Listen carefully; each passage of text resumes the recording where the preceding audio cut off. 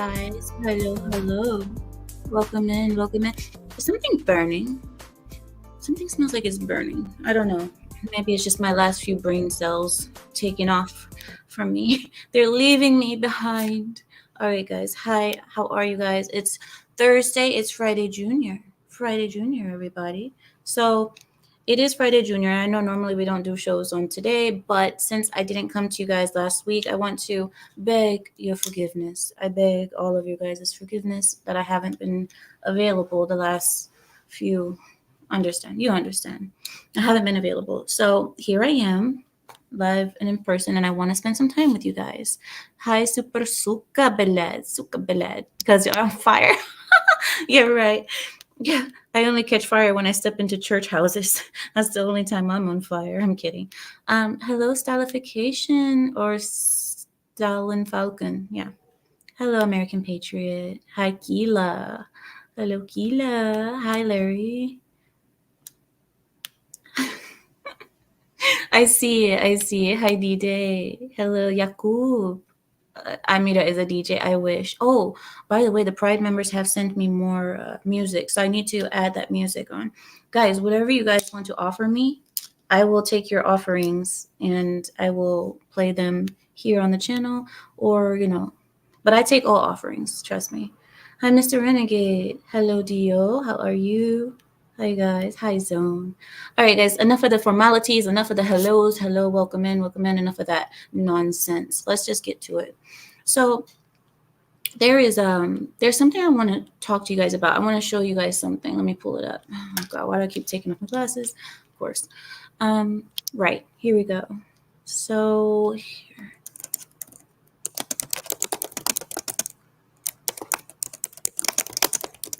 All right, I found it. So there's some stories that I want to talk to you guys about because this topic is not spoken about that often. All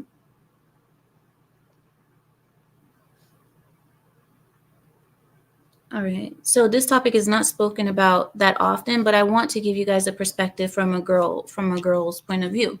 So the women's world is different from the men's world. Everybody knows that. You guys know that. Most of you guys are men here, so you guys don't really get a chance to see inside of our world. You guys don't know how it is to be a woman. I just want to give you guys a little bit of insight. The only reason I want to do this is because quite often here on this channel, I always speak about how I want to be supportive of non-feminists, how I want to be the anti-feminist and all that. I am the anti-feminist. But there's another part of this that I want you guys to understand. The reason why I'm anti-feminist is because I know women. And there is a side of growing up as a girl child, turning into a woman and all of that, that I think a lot of men overlook or they don't understand because maybe it's just not talked about. So anyway, so the topic or the title was Help, My Mother is Jealous of Me. And this is something that's very common. We touched on it I think a couple of weeks ago. It was just very brief, but I thought that it would be nice to talk about it. The jealousy. Typically, you don't see this very much in fathers to their sons, but mothers to their daughters is very common. The reason I say that is because women are constantly in competition. Women are always in competition. Women are always trying to be the prettiest, the fairest, the sweetest, the most liked, the most desired, the most sexy, the most everything, the most cute. And women are always in competition. This is the reason why quite often a mother will love her daughter, but she can't get past a feeling of jealousy to her. That's not every woman, of course, because we're not going to say every woman. I know there is no such thing as an absolute, but Super Suka says that's not very motherly.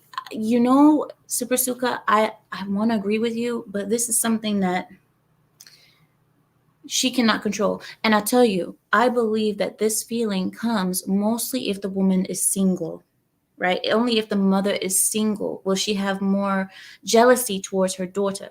But if the mother is married, that protects the daughter. I'm going to get into that. It's going to get really, the thing I want to talk to you guys about is something that's very, it's very brutal in the family, and it's nasty, and it's something that nobody really wants to speak about because that's just something that kind of is like, oh, that's just taboo. It doesn't really happen. It happens quite often. And the only time girl children are protected is when there is a husband in the home, not just, and not, I won't even say a husband, her father, not just a husband. It can't just be any man. Her father. If her father is there, that protects her from her mother a lot of the times. And the reason I'm going to share this with you is because if you have a woman who has a girl child, she birthed this girl child, she loved her through her childhood years and so on and so forth. Let's say this mother ends up divorced when the child is 10. Her daughter is 10. Now this woman is divorced with a 10-year-old daughter. She's out on the market. She's looking for a mate because, of course, she doesn't feel like her life is over. She doesn't, and maybe she even wants to provide a father for said kid. Maybe that's what she wants. So she's out there with the best of intentions, looking for a father figure for her daughter. What happens when said daughter reaches the age of maturity, the age of puberty, 12, 13, 14? It's getting even younger now because with the hormones in the meat and everything, there's girls at 9 years old that are women. When I say that they're women, you guys understand what I mean by that.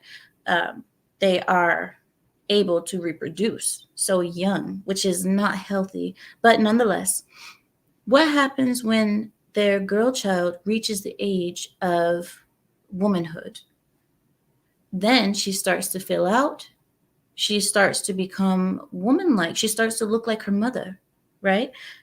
A lot of times that creates jealousy between the mother and the daughter. Why? Because the mother is insecure because she doesn't have a husband. She's either not fully wed or she's wed to a man that's not the father of this girl. So there's going to be always that thing in the back of her head like, I wonder if he looks at my daughter sexually. I wonder if, there's, you listen, nobody talks about it, but this goes through women's head, of course, because it's natural. So what I wanted to speak about was this. When the mother turns on the daughter, it's typically because of this reason, because the woman is still in competition. Back, one moment, a long time ago, before it always existed, but when women used to get married before, women would get married young. They would have all of their children, typically with the same man, unless they divorced and remarried, but usually that happened quickly. It wasn't like now where there's these big gaps. But anyway, back then you had women who weren't going through this because these women were already married, they were already secure, and their place and their role in the family was already cemented. They already had a foundation, so they didn't have to be jealous of their daughter because their daughter coming of age was something beautiful because they're like, oh, she's starting to look like me. She looks like how I did when I was her age. It was something beautiful to see. Now you have a lot of women out there with no protection, no husband, still in competition. They're still competing. And then they see their daughter now who's also competing. When a woman passes a certain age, she should not be competing anymore. I would say 40. I would say a woman at the age of 40, you shouldn't have to compete. You shouldn't have to because you should already have your foundation. You should already have your home. You should already have your place cemented in a family by then. If you don't, you're going to be in competition at the ripe age of 40 and higher. When that sorry guys, is my internet messing up? Tell me, is it messing up? Okay, I'll keep going, but you guys put it in the text. I'm sorry if it is. I'm sorry. The ripe age of 40, right, for a woman. If you are having to compete, you're going to realize you're competing against the 16, 18, 20, 25s, 30s, and 35-year-olds. That's a whole big group to be competing against as a 40-year-old woman. You know what I mean? It's very hard for a 40-year-old woman to compete against all those age groups that are preferred. So this is why this jealousy thing happens between mother and daughter. And a lot of people said, oh, you're just jealous because your daughter is pretty or she's, whatever. That's not the reason why. It's most likely not because the daughter is pretty or what have you. It usually has to do with her still being in competition. And now she sees her own daughter as competition. No matter how ugly or beautiful her daughter is, she's going to be jealous of her. She's going to resent her somehow, some way, just because she's competition now. She's no longer a little girl that you dress up in little princess dresses. And no, that's your competition. The same bras that you're wearing, now your daughter is wearing too. The same thongs and nice lingerie that you're wearing, your daughter is now wearing that too. That's competition. So this is something that I've seen, and I wanted to bring up the point that I believe that men being in the home, fathers being in the home, saves daughters from their mothers. Because I don't know if there's any women here who experience this, but there's nothing worse than having to fight with the girls at school, fight with the girls in college, fight with all the women outside, and then have to come home and fight against your mother because your mother now sees you as competition, just like the girls outside. You have no refuge. You have no safe place. You are constantly, do you know what I mean? You guys, and you as men, the majority of you guys are men, so I'm sure you guys,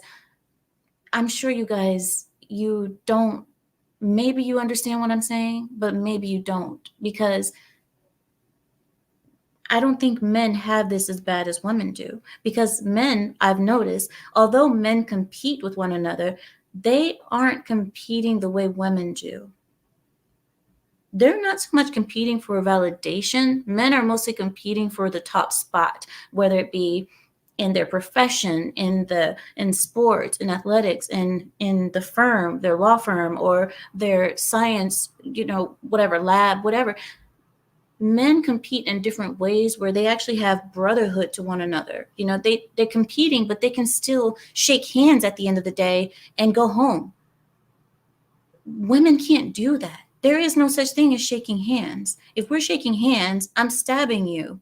I'm going to pull you close to stab you in the kidney or the liver. Liver in the front, kidney in the back, just, you know what I mean? Just kind of anyway, I've never done it before. I'm just saying. So there is no shaking hands with women. There is no shaking hands and saying, hey, that was a great game. We want to end each other. We don't want to see each other again after this competition, because if I lost, I can't bear to stand the sight of you. So I believe that men, fathers in the home, men are one of the contributing factors of why a lot of children are safe, because mothers can be vicious. Mothers alone, mothers unfettered, undeterred, uncontrolled, untamed, unleashed. Women and people, I know a lot of people say, like, no, men are the ones who start all the wars. Men are the ones who do all this. Yeah, but men are also the ones who ended all the wars. So starting and ending is one thing, but women are, you guys understand what I mean, right? You guys understand. Women want your soul. So when I see, and I'm not a man, but when I see men, correct me if I'm wrong, when I see men, I don't see this very often where a man will be jealous of his son. Typically, from what I've seen, I could be wrong, I would see that men, when they see their son progressing, becoming great, doing well, they are happy and proud because they say, that is my offspring. I made that. He is a reflection of me, only better, only greater. And that is going to propel our name, our last name forward. That's how I see that men see it when their kid is doing great, their son is doing good. They don't see it as, he can't do better than me. Men want their sons to do better than them. But women, on the other hand, is very hard to find a woman who really genuinely desires that, who is not married, a single woman who looks at her daughter, it's anyway. So I want to read to you guys this post. I saw this online and I want to read it to you all. Here we go. So this is a 27-year-old female. She said that she's the firstborn of 3 children. She has younger brothers only, and she's the only girl child. She said growing up, her mother would say, and I quote, "You look prettier when you smile, and be more girly, roll up your shorts and put on makeup." And she'd also yell at me to throw a bra on. To date, she will blatantly tell me that my outfit is ugly without asking even for an opinion. She says, her sayings have changed to be more rude, crude, and abusive. She used to tell me that my dirty laundry smelled horrible and I need to buy better deodorant. I smell like fish. She brought me deodorant for Christmas one year. I used to weigh about 20 pounds heavier, and I also have a large bosom. When I started losing the weight, she would tell me that my breasts looked smaller and that they were going to start sagging. And then so this girl said, "Why would you care to bring that up as my mother? Why does that matter to you, mother?" She says, "I'm currently in the best shape of my life, and now she tells me that I'm too thin and I look like a drug addict." So, and then she also continues and says, "I'm actually getting more toned and muscular because I do martial arts," but she wouldn't dare to make that connection. Instead, she prefers to call me a drug addict. So let me see. She says, "When I was younger, my father worked with a guy who was a few years older than me, and he stopped by our house on his motorcycle. I asked my father if I could take a ride on the back of my father's friend's motorcycle, and he said no. Then my mother comes out and shouts, and I quote, 'It's because he doesn't want your boobies on his back.'" She said this in front of both of the men. She said that in front of her father and the friend of her father. She was trying to embarrass her own daughter about her breast size, her bosom size. So what I wanted to point out about this story was that these are things that a lot of men don't even notice. I don't even think men see the things that we go through as women. Men might have seen an interaction and said, "Oh my gosh, my wife is overreacting." But they don't understand that between these 2 women at home, this is an issue, right? This is something that is going on constantly. Men only see maybe 1 or 2 interactions between the women, but in girl world, in woman world, it's constant, it's nonstop, and men don't notice it. And they wonder why women look like they're always on edge, or why are the women so grumpy? Why are they such bitchs? Because you don't see what's going on in girl world. You don't see the competition. You don't see it because it's so subtle. I'll give you one more story. I'll give you another one. Here we go. Hold on. Here we go. Here's another girl sharing her story. She said, "My mother was the same. The truth was, she was jealous. She was threatened by my success, my insights, my looks, my ability to communicate, endless lineups of boys wanting to date me, and more." She said, "I spent my entire growing up years and part of my adulthood crushing myself in order to make her not feel threatened. When I ended my relationship with her and my family, I started to get clear on her abuse and I started to heal." So if you guys don't know, there's plenty of stories like this, and the majority of these stories come from women that have grown up without their father home, with a mother that was constantly in competition with them because the mother, did not have stability. She didn't have a man. She didn't have her place. She didn't have a ring. What have you. And even if she did have a ring, it wasn't with the father of the child, of the girl. So that's another aspect of the jealousy that comes in between the women. Why mothers treat their daughters this way. And I've seen online a lot of men will argue. I've seen especially like red pill men, they go and they say, "Oh, the older women are jealous of the younger women." It could be true, but a lot of this comes because they don't have the stability. They don't have that firm position, that firm place. And people say, "Well, being married is just a piece of paper. It's just a sheet of paper. It doesn't mean anything." It means a lot, because that is a woman's way of cementing herself and saying, I am wife. I can't be just thrown away. I am the wife that matters. So I could share with you guys another story, but I want to hear what you guys are saying. Hi, Danny. He says, yep. I see that a lot of you guys have seen it for yourselves. Okay, then. I know I'm not the only one. Hi, Biro.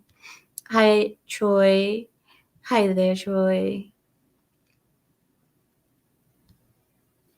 Suka says, so you women really can't trust any of each other. It's not about trust, Suka. It's about insecurity. It's about being, what is the word that I can use for you guys? Unowned.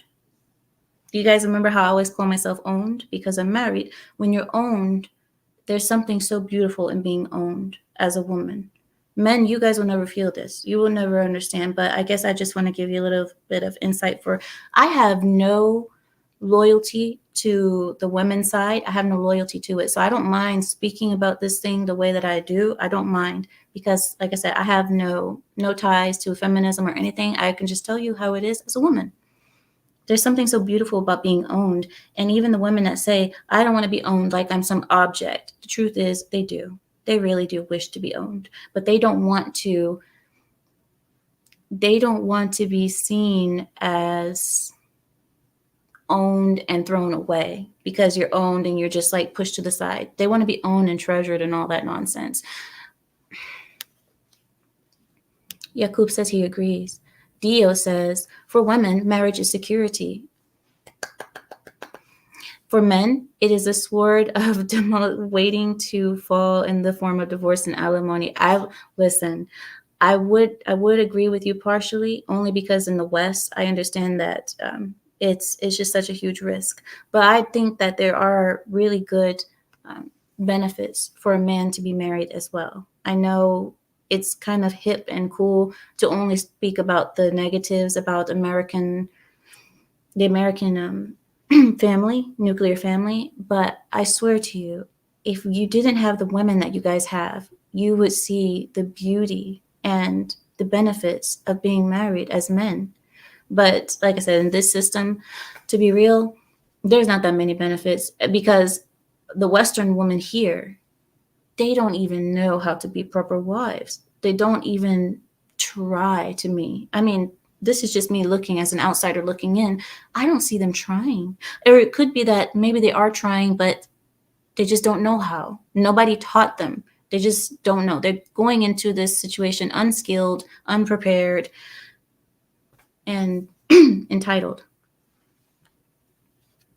Hi, Z-Pass. Our friendly socialist friend. Hi, Midnight Sun. Says women thrive on happiness while men thrive to be content. Difference between the happiness and contentment, I guess you could say. Happiness is a state of mind. It's temporary.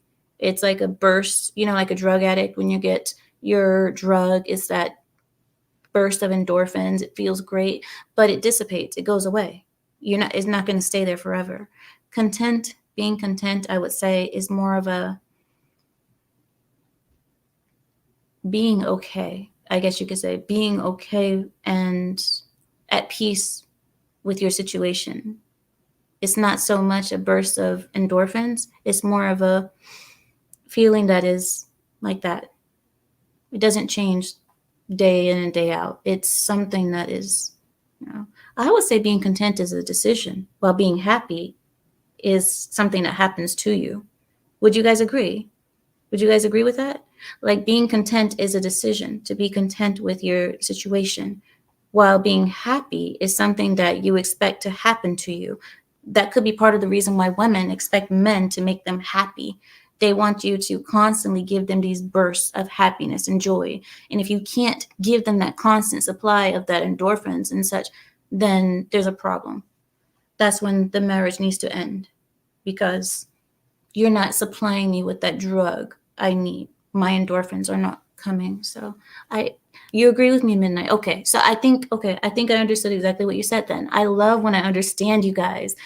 Oh, I'm good. I'm freaking good. I love when I understand you guys, because Yeah, I don't want to like try to explain what you say and then I'm completely wrong. All right, cool.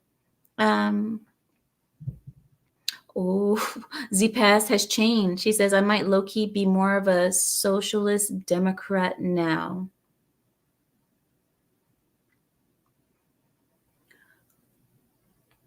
I don't know where to go with that because I almost want to block you, but I'm like, I almost want to block you. I can't believe out of all the conversations we've been having, Z Pass, that's the way that you go. You must be watching some other YouTube channels. You must be watching Hunter Avalon or somebody. Get it together, Z Pass. Are you kidding me? Oh, man. Hi, Midnight. Dio says, true. Content I guess you could say contentment. Is that a word? Contentment is more of a mindset. Happiness is a fleeting rush, always compared to what one sees others having. Huh. And that could be messed up. You know how else it could be messed up is when you compare yourself to someone else. You know what I mean? So even if you were happy for a second, then you look at someone else and they may have a little bit more than you, or they might be having a more happy experience than you think you're having, and then that takes away your happiness. But contentment, is that the right word? Being content is not something that can be taken away from you by looking at someone else's contentment. I don't know how to. I hope you guys understand what I'm saying there. Like, I think I think I explained myself, but I think you guys understand.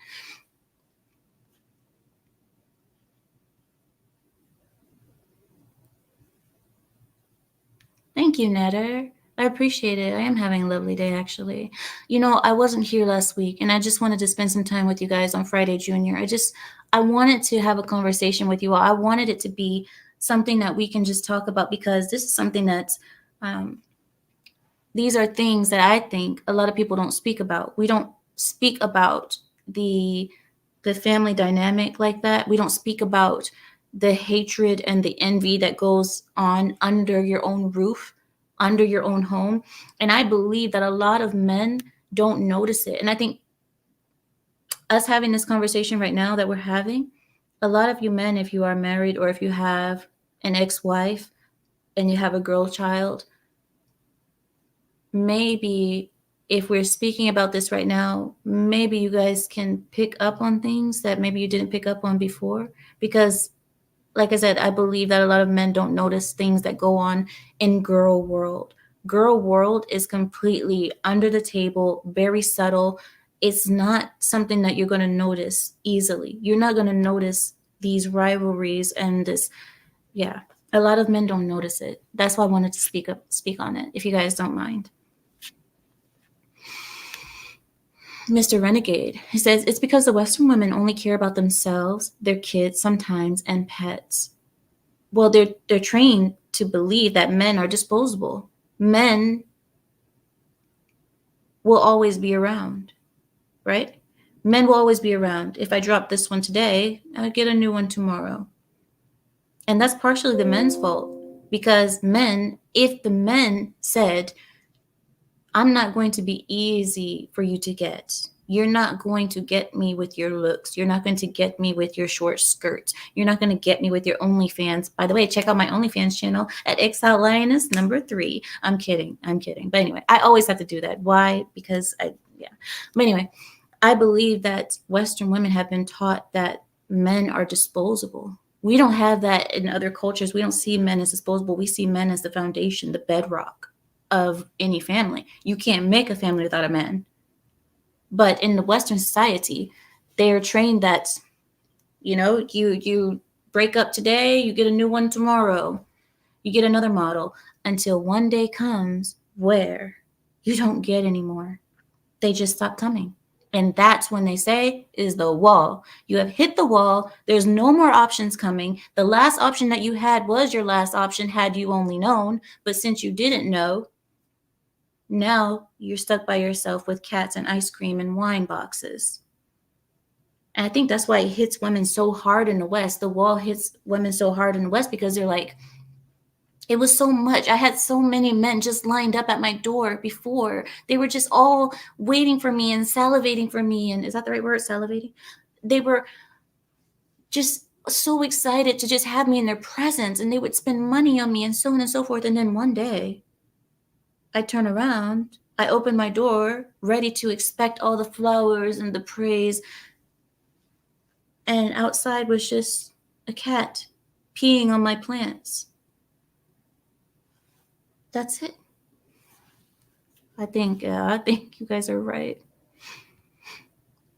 You said, yeah, Mira's right. Men want marriage far, far more than women. We dream of June Cleaver. It is the only reality that drives us away. I don't know who June Cleaver is, but I think what you mean is like the ideal woman. I think that's what you meant. But you know what? Do you guys remember a long time ago I told you? Now, this is one of the things that got me in trouble on my old channel, but I'll say it again because I don't care. Remember I said I made a video once saying that only men are capable of loving unconditionally and truly. I said that, and a lot of people in the comment section, they came and they said, Amira, then what would you explain a mother and her child? You think that's not unconditional love? No, no, no, no, no. It can be, it can, but I believe that and hear me out before you guys start pointing daggers and stuff at me. Just hear me out. The reason I said this is because men, think about it. Mostly when men get into situations, whether it be friendships, marriages, family situations, what have you, most of the time they're not expecting much back. Most of the time they are giving more than they're receiving. In the woman's case, you ask a woman, what would make you want this man? And they most of the time will not speak about the character, the personality, the what have you. They'll mostly speak about what this man can give them and what kind of life he can provide. And can they pleasure me in bed? Can you make me feel special? Can you validate me? Can you hear me? Can you listen to me and listen and be a good listener? And can we have great conversations at night? Can you take me on trips and show me affection and me? And correct me if I'm wrong, but typically the person who has their hand out is not the one who's going to love unconditionally. And when it comes to mothers and children, now this is the hard part. I understand woman gives birth to the child. All of the sacrifice that women make, and that's a huge big deal. However, if the child grows up and or not even grows up, as they're growing up, let's say they don't value mama that much. Maybe they don't give what the mother believes that she deserves in return for her sacrifice and her work. Maybe they don't give it back the way she wants it. A lot of women don't speak about it, but there's a lot of women who resent their kid. They're like, I sacrificed all this, I did all this, and I got nothing in return. Is that unconditional love? Is it? Or I don't know. Maybe I'm wrong. But in the case of children, I think it's a 50-50 thing. I really believe it's a 50-50 thing.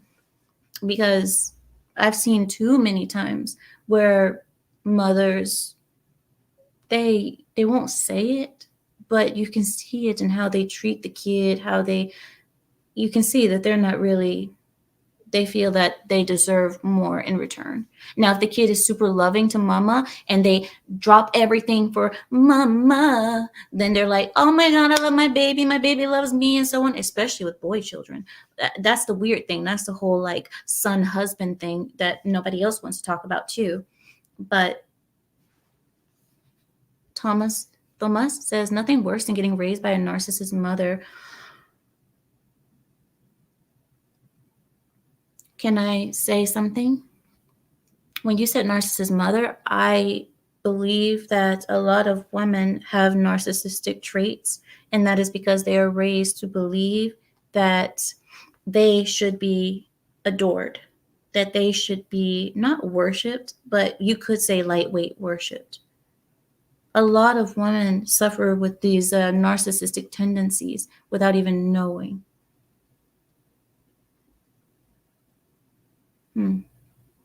I'm just having some realizations in my head. That's all. That's why I got quiet. I was just thinking about something when you were talking about narcissistic mother. I'm like, wouldn't that be the majority of women though?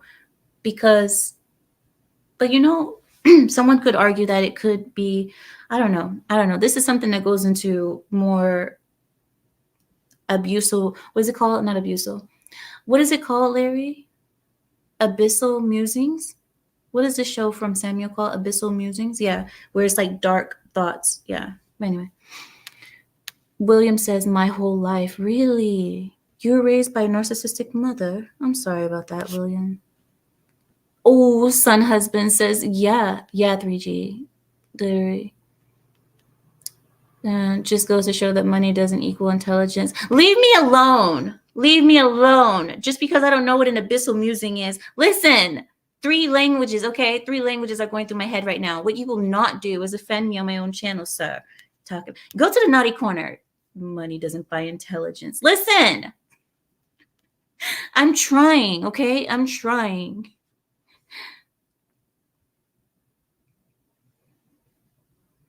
Men love, women respect. Thank you. See, Suka. Suka Belet. Yes, that's what I was trying to say. So even in the Bible, it says that. Even the Bible recognized that the way a woman shows her love to her husband is by respecting him. Because that would be the harder fleet for a woman, is to respect someone. That's the hardest fleet, is respecting that person. Wow. And I was thinking about that too, because you would think that if it were true that we should be equal, right? We should be equal. Even in the Bible, it would say, men love your wives and wives love your husband.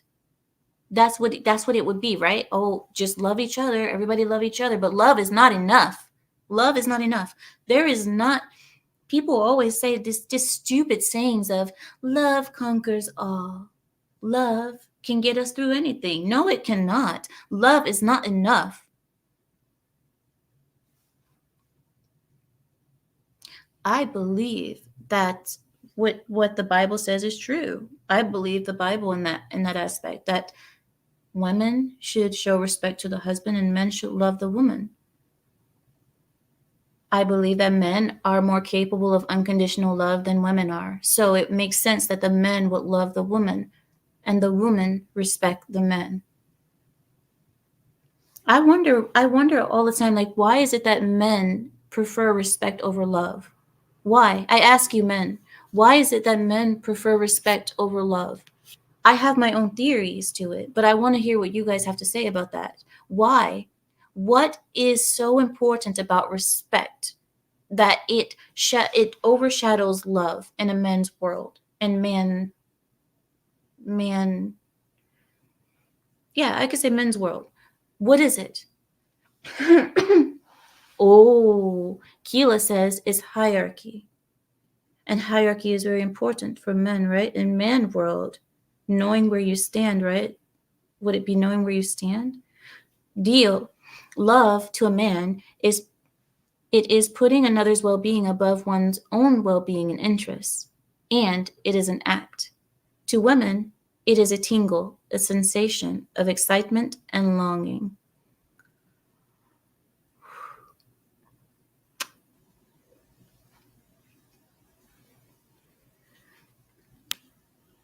I'm not, yeah. Dio says, yeah, son husbands are a major issue for young men who lose their futures to pay for their mother's past.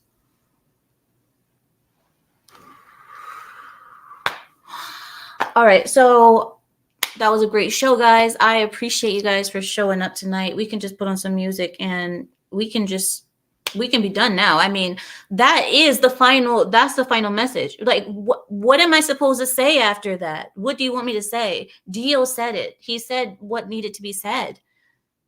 Son husbands are a major issue for young men who lose their futures to pay for their mother's past. And what I was thinking about when you said that, Dio, is the women that, remember I told you guys, like, single mothers, having a boy child grow up in a single mother's household is like a death sentence for the boy. I believe is one of the worst things that can happen to a boy ever in life. And there's plenty of reasons why I believe this, but one of the main reasons is because of this. Boys having to pay for their mother's whole life, irresponsibility, her need to be the city girl or what have you. And boys grow up with this natural instinct to protect mama. You got to protect mama, stand with mama, never leave mama. You have to. And you, as a man, with your natural instinct that is ingrained in you naturally to protect mama, you're going to go after your mom, trying to protect her from herself. And your mom, she can't even protect herself from herself because she's grown up with narcissistic tendencies that says that everybody should worship her and protect her and adore her. So she doesn't even see the boy's sacrifice because she's too busy saying, well, that's what he should do. He is my son after all. He should be admiring me, protecting me, and always standing next to me, not realizing, oh my gosh, man, I want to cry. I want to cry. Oh my God.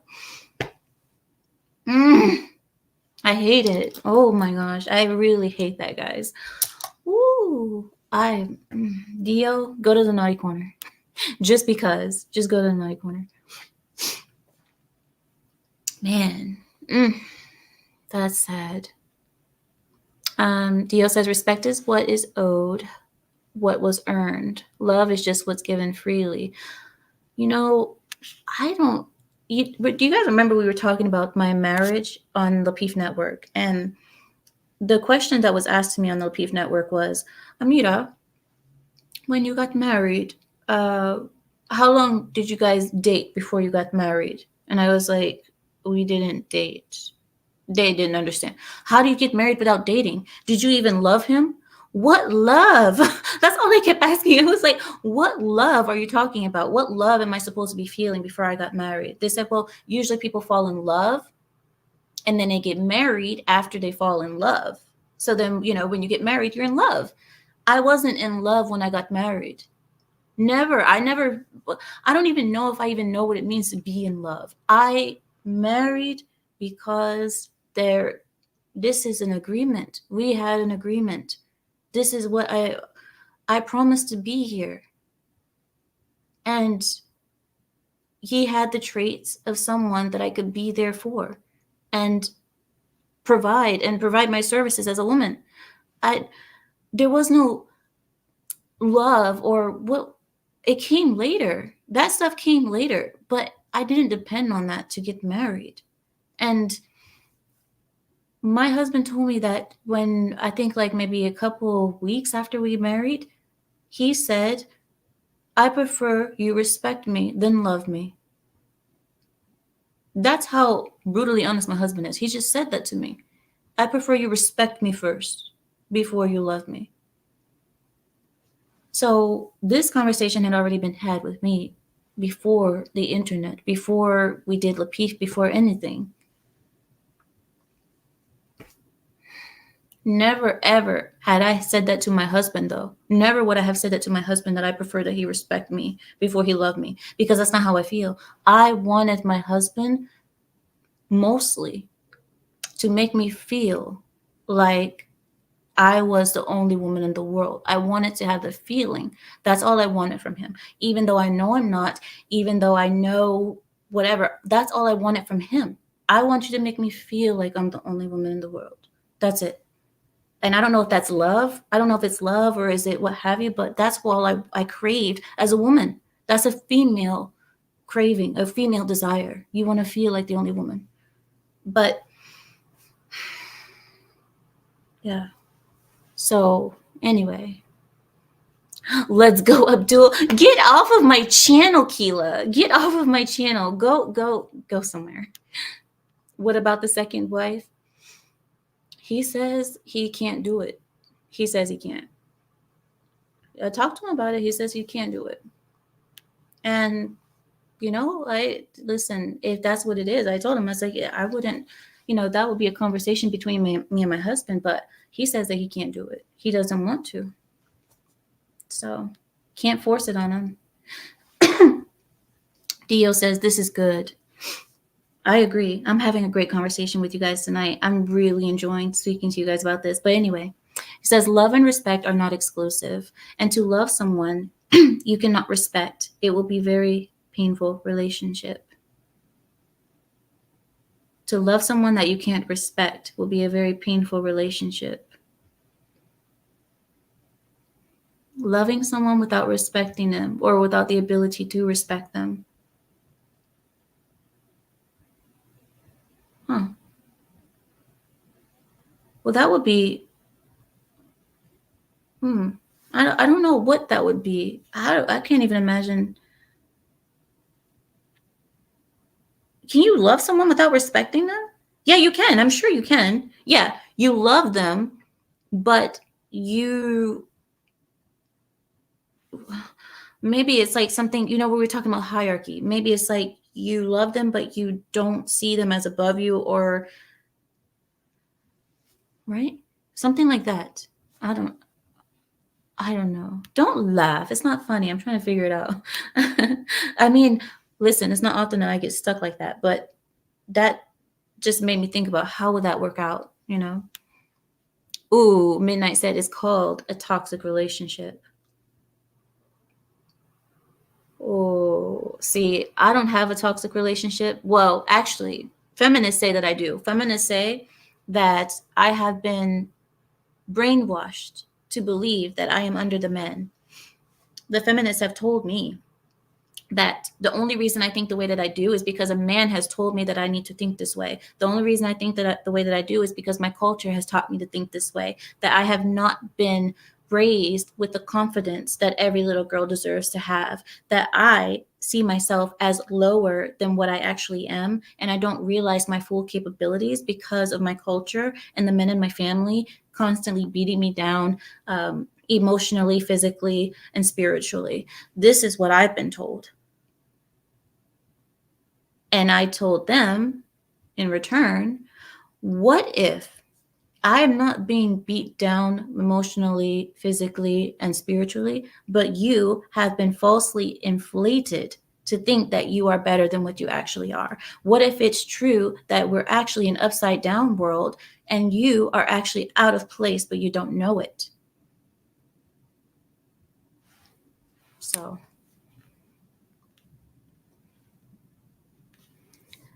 you must respect me first before you love me. It makes sense to me. I agree there. You have to be able to respect first and then actually properly love if you're going to have a real, a proper relationship. Hi, cuz. My cousin is here. What up, cuz? I know I don't, guys, don't listen to me when I go, what up, cuz? Trust me, I'm not trying to like emulate any type of racial group or what have you. It's just, objection, overruled. Overruled. Already it's overruled. Why is the system always so racist against me when that white boy in Kenosha got away with taking 3 lives in cold blood? Listen, Graham.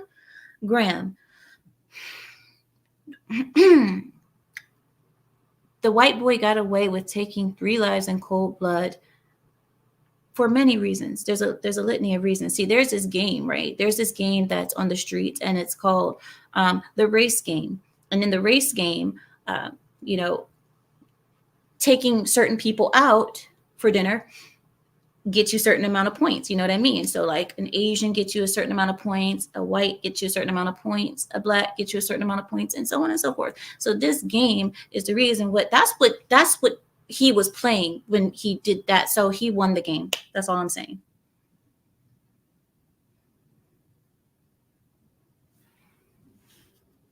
And your objection is overruled. Dio says, brainwash, Lamau. Everyone is brainwashed as a kid into their beliefs. It's just education. What matters is whether or not it works well to have a good life, not that we have been given these views. Yeah, I agree with you there a little bit. Yeah, you're right. I mean, when you're a kid, you have to be taught something. I mean, a lot of us have grown up in cults. There's a few people here in the chat who have told me that they've grown up in cults. Like some of you have been Jehovah's Witness. Some of you have been, I'm not saying Mormons or Jehovah's Witness are a cult, but there are cults that go under the umbrella of being a Jehovah's Witness or a Mormon or what have you. Mormons are not a cult. I'm not saying that. Just hear me out when I say, like, there are extremists in all those groups. But if it were true that I was brainwashed in this cult-like thing, right? If it were true that it was brainwashing, why is it that we have more success when it comes to family structures if this brainwashing isn't proper? We still have more success. And it doesn't matter. The woman's feeling doesn't matter. We don't care about the woman's feelings like Western cultures do. Western cultures live to make the woman smile. We don't live like that. We don't care about your feelings. You're not going to live a good life caring about your feelings that much. You're not. That's how we feel anyway. I know other cultures feel differently, but we don't see it that way. We don't care about your feeling. We don't care. That's not important. You know what's going to change that feeling? Go outside and do something else. If you're feeling sad, go walk around. You'll feel better. Oh, walking is not helping you? Go plant something. Do something. Wait. You guys, I wanna ask you guys something. So we have a culture today, right? In the United States of America, we have a generation or two, the last two generations, and I'm glad it barely missed me. But the last two generations, we have a culture of people growing up with the most mental issues in history. And you could say, well, that's part of technology that made us this way, or it's part of the diet, it's part of the food, or what have you. But I believe the reason why we have so many people with all these mental issues and all this anxiety and so on and so forth is because we are catering to it. The more that we cater to this idea that you're sick because you're anxious, or that you need to take medication because you can't sleep, or you don't feel right, or you're thinking too much, or insomnia, or what have you. The reason why I believe these issues, or these so-called mental diseases or illnesses or what have you, I believe that we are catering to it and making it a thing. And I know that back in the day, like a long time ago, depression was not recognized as a real thing. And now it is recognized as a very real thing. But hear me out. In many other areas of the world, depression is not a condition. There's no such thing. And guess what? In those countries where depression is not recognized as a mental illness, those people suffer less from it because those people don't see it as a thing and they continue their lives. They get up, they go to work, or they work outside, they do their farming, they milk their cows, and they go to sleep again. And you know what? They don't have time to sit there and think about how depressed they could be, or how depressed they are, or what are the symptoms of depression so I can know that I'm depressed. I believe that this is part of the reason why. I know a lot of people are going to say, oh, Amira, you're like denying medicine. You're denying the last, 50 years of mental psychology studies or what have you. I am not. I'm saying that we are creating these issues and we're catering to things that aren't as bad as we're trying to make them. All the kids in school today have anxiety. All of them. Every single one of them. And you'll see kids in class. This was in my school too now. I'm anxious. Of course you're freaking anxious. We have a test today. You should be anxious. We have a test. People act like you can't be anxious without it being a mental condition. Oh, we need to give them pills. Where's the Ritalin? They're anxious.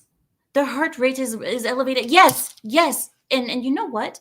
Every generation before us dealt with their stress and their anxieties and so on naturally because they mentally knew how to handle it.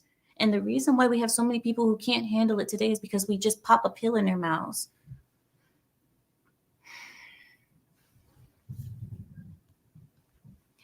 Funyiti, funyiti. Tell me. Oh, tell me if I'm wrong. Look, no, I'm waiting for your answers. Am I wrong? Am I wrong?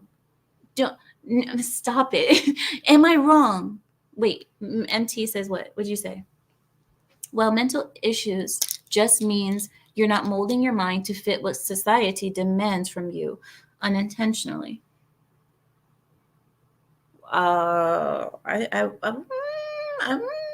know what you're saying, but I'm not going to agree with you there because molding your mind to fit what society demands of you. Now, that could be many things because a schizophrenic, now that's not molding your mind, right? Because you're seeing all these things and blah, blah, blah. But anxiety, this depression, everybody's depressed, yeah? I'm depressed. What is depression? I can't get out of bed in the morning. I have no will to live. That's called not having a purpose. That doesn't mean that you have something wrong with your mind or your mentality. It's not you. It's not having a purpose. And a lot of us in this world don't have a purpose anymore because this is just a state of life in the Western world. A lot of us have very small families, almost no family. So you don't have a reason to get up. A lot of us don't have animals. We don't have, when I say animals, I don't mean your cat and your dog. I mean barn animals, things that you actually have to get up in 5 a.m. and take care of. A lot of us don't have those things anymore. We don't have a bunch of kids. We don't have a bunch of things to do anymore. Everything can be done just opening your laptop and there you go. I don't know. Sorry, guys. Minuka. My nuka. Nuka? What's a nuka? Hi, Angel. He says, Lioness, it's pretty normal that mothers are jealous of their daughters. It's just that no one wants to talk about it, especially in the West, since mothers and daughters are competing for the same men. That's part of the thing that I brought up. Women before, Kevin Samuels used to talk about this all the time. Remember, so Kevin Samuels used to say, before, you didn't have grandma, you didn't have 50-year-old women, 60-year-old women saying, oh, girl, I got to get out there. I got to go get this man. I got to put this short skirt on. I have to do this to go, look good. I got to look good. You didn't have them saying that because back then, women, when they hit 50, 55, 60, they wore long dresses. They dressed appropriately. There was something called maturing into your age. Can I describe it to you? Now I know I'm young to describe it to you, but this is something that I think all of us can relate to, no matter what age we are. Even Shadow can understand this. Here we go. Watch. Before, when you look at pictures of the people before, right, you would see that they would dress a certain way when they were teenagers. Then they dress a certain way when they turned 20. And all the way from 20 to about 40, they dress a certain way, right? But once they hit 40, they dressed like adults. Men wore suits or at least trousers, proper trousers and jackets that matched their trousers. It almost looks like a suit, but it wasn't. And women's clothing changed as they hit those milestones in age. It didn't stay the same. Like today, you have men dressing like 17-year-olds. You have a 55-year-old man dressing with the same clothes, same brands, same styles as a 17-year-old. The same trainers, the same track suits or what have you, the same labels, the same everything. There's no progression. There's no hitting milestones anymore. Nobody wants to hit a milestone anymore. Everybody wants to stay 17. The women, have you seen the way 55-year-old women dress today? Have you seen? They don't look like grandmothers. A lot of them are, but they don't look like it. They look like grandmothers who are wearing their granddaughter's clothing. You see these women with the, oh my gosh, I had a flashback. I just saw this recently at the market. At the market, I was behind a lady in the line. She She had her cleavage down to here, huh? Use your imagination. She had her cleavage down to here. And then they had the line, the line, the breast line, the bosom line. She had her breasts, but they were so big and so stretched out, like stretch marks everywhere on the breast, on the bosom. Anyway, she was wearing a very low cut top, and tights, leggings. She was wearing leggings. And you can imagine the cellulite. You could see the dips and grooves. That wasn't cellulite, that was potholes. Okay. I was more confused than a homeless man on house arrest. I couldn't understand what I was looking at. It was, and then not only that, we didn't move on to the hairstyle. The hairstyle that she was wearing was the same hairstyles that you see of the girls wearing on TikTok. Huh? Tell me why. Why is this woman dressing like this? Why does she look like a 55, 60-year-old woman dressing in her granddaughter's or great granddaughter's clothing? Somebody told me, oh, actually, no, I'm not going to say somebody. You guys already know who it is. Rachel told me, when was it? I believe like 10 days ago. Me and Rachel, we were having a FaceTime call. Rachel saw me and she said, Amira, you dress like an old woman. Why do you dress like an old woman? Because I always wear long skirts. I'm always wearing long skirts and dresses. She said, why do you always dress like an old woman? And I said, is this dressing like an old woman or is this dressing like a lady? And she said, what do you mean like a lady? I was like, ladies, we wear dresses. We look this way. What do you mean? And she's like, why don't you just wear like some jeans and a top? You understand the difference? Me, I feel that I should be progressing. I should be wearing different clothing now, especially after being married. We're supposed to dress different. We're supposed to dress like married ladies because it's supposed to mean something that you got married. You shouldn't be married and wearing the same clothes that you wore when you were 15. You should look like a married lady, a decent, respectable lady when you go outside. No? So anyway, that's Rachel. She says that. She's like, oh, you dress like a, I'm sorry, guys. People in general were more selfless back then, especially since they had God-fearing morals. A majority of women actually gave men incentives to be husbands and held each other accountable. We still have that in the Middle East, but I know a lot of people aren't willing to hear me out when I start speaking about Middle Eastern culture because they think it's too extreme and so on and so forth. I get it, but I'm just saying we still have that in the Middle East. D says, we don't have to grow up anymore because adversity builds character. The struggle of achievement nurtures humility. I don't understand maybe I'm just not understanding your sentence. You said we don't have to grow up anymore. I disagree. I believe that we need to grow up in this country, but maybe I'm not understanding what you meant. I miss the good old days when cougar referred to mountain lions. American Patriot says, when do we get to pick on Rachel here again? I know, I'm trying to get her. She wants to come, but I keep forgetting. Maybe this Saturday. Should we call her? Let's call her. Let's call her. Let's see what she says. Hold on. Let's see what she says. Guys, whatever you guys hear, I'm sorry if she answers the phone with something crazy, okay? All right, let's call Rachel. She probably won't answer because she's probably, let's see if she answers. She most likely won't, but we'll see. Please leave your message for... Wait, I'll try one more time. I think her phone went straight to voicemail. Hold on. There it is.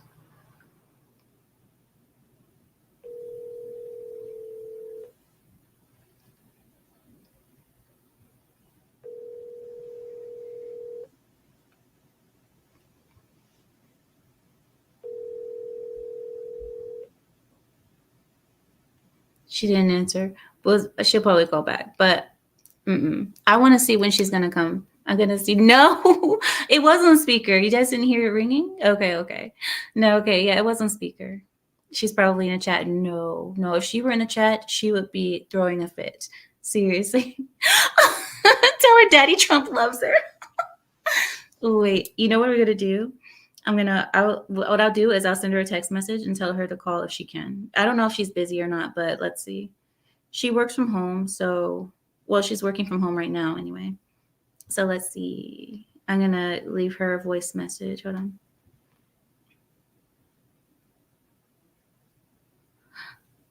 Rachel, comma, call me back, girl. Period. The Pride wants to talk to you. And Super Suka says that Daddy Trump loves you.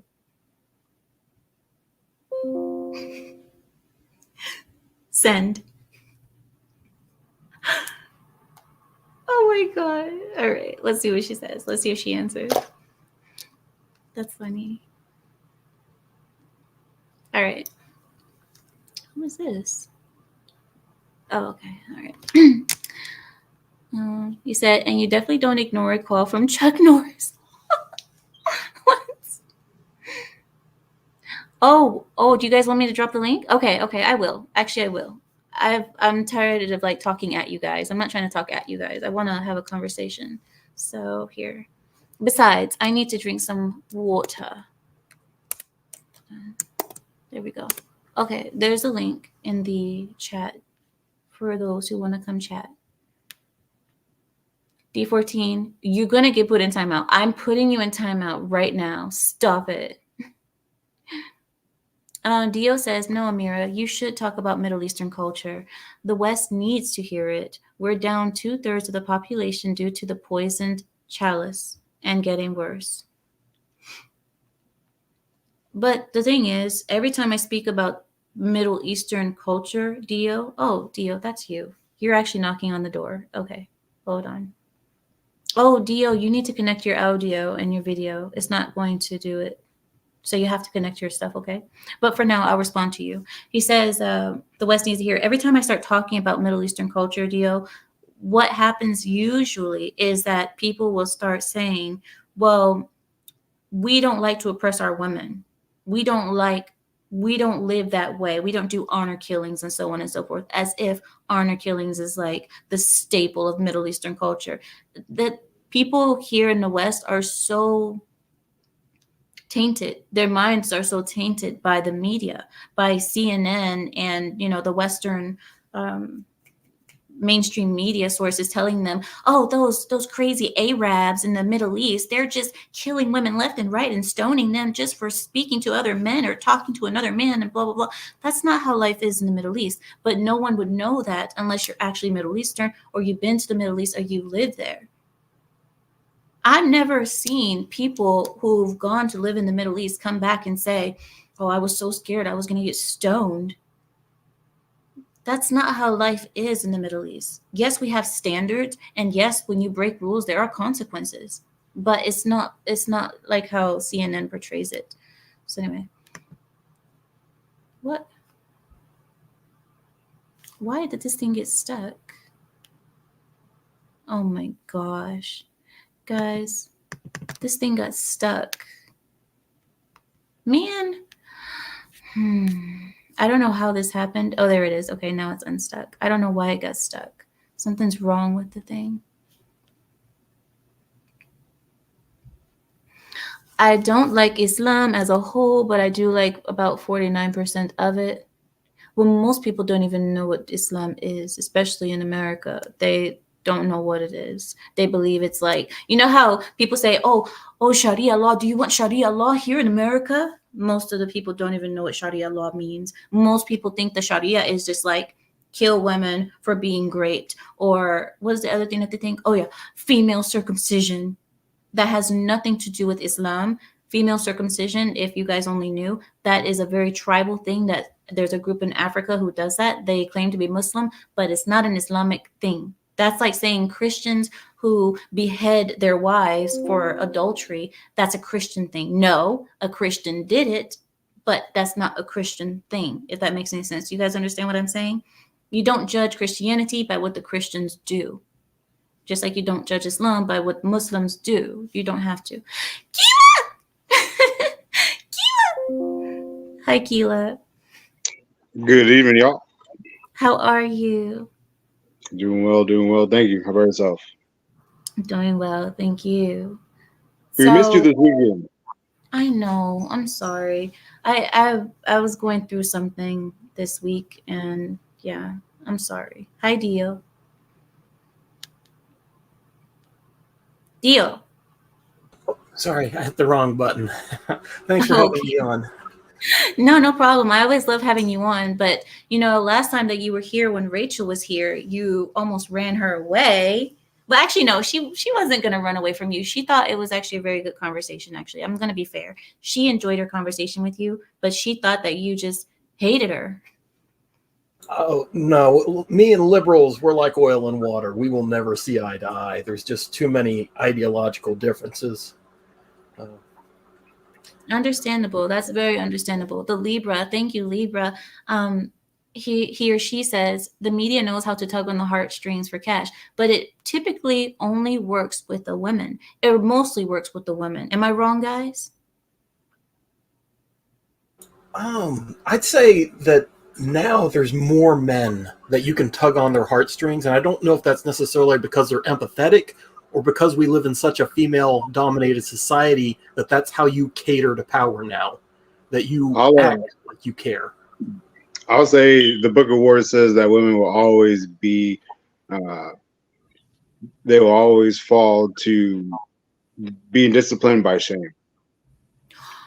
But that's the thing, but we don't allow shame anymore because just like Dio said, the media is now, even men are affected by this whole pull on their heartstrings and all that, when before men weren't like that. But now I believe there's so many men who've grown up with single mothers, and I'm going to say that to the day I die. I believe that this is one of the main reasons why we see the soyness in men today.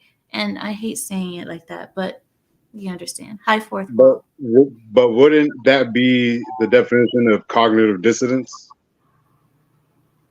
What do you mean cognitive dissonance? They say don't shame, but yet that's how they control them is Well, by saying you can't shame, but they are shaming them. Are you saying the media is saying that, or who's Yeah, saying yeah, the media. that? Oh, I think that You the know, thing to like understand is they're not arguing in good faith. They don't care that they're being hypocritical. They know that they're shaming. They just don't want you to shame. That's their source of power. So, I mean, that's that's what we see in these men. They're not experiencing some soyification that's irreversible. They're catering to power.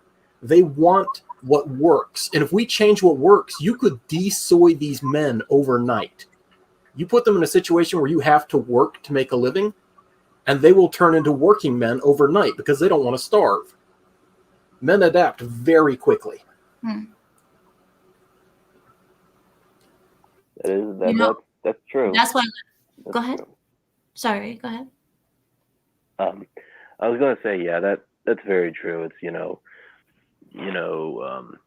a lot of situations where men who go MGTOW here in America, or they take the red pill, and they get shamed for it. They're like, oh, you're misogynistic and horrible for doing that.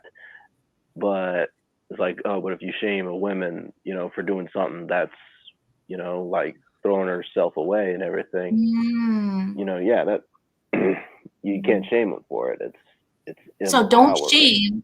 So just don't shame, but don't shame the things that we tell you are unshameable, like weight, like virginity, like slut shaming, like, oh, I don't know, being a single mother with 5 kids by 6 different men.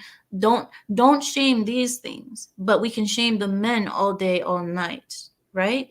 That's pretty much the point that I'm getting at right here, where is shaming, just like Dio said, is shaming, but it's shaming the way they want to shame you. They're using the tactics, but they're just doing it a different way where people don't recognize them as shaming.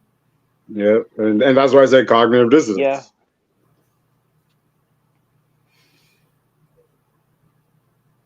I wanna ask you guys, when we're talking about the women. So I brought up this thing about how I said I believe that men or fathers in the home are the things that save children, because I believe that one of the worst things that can happen to a child is be growing up in a single mother household. And when I say single mother, I don't mean a mother that has been married and the father passed away. That's not what I mean. That's not a single mother. That is a divorced woman. That is a widowed woman. That's a different thing, completely different mentality.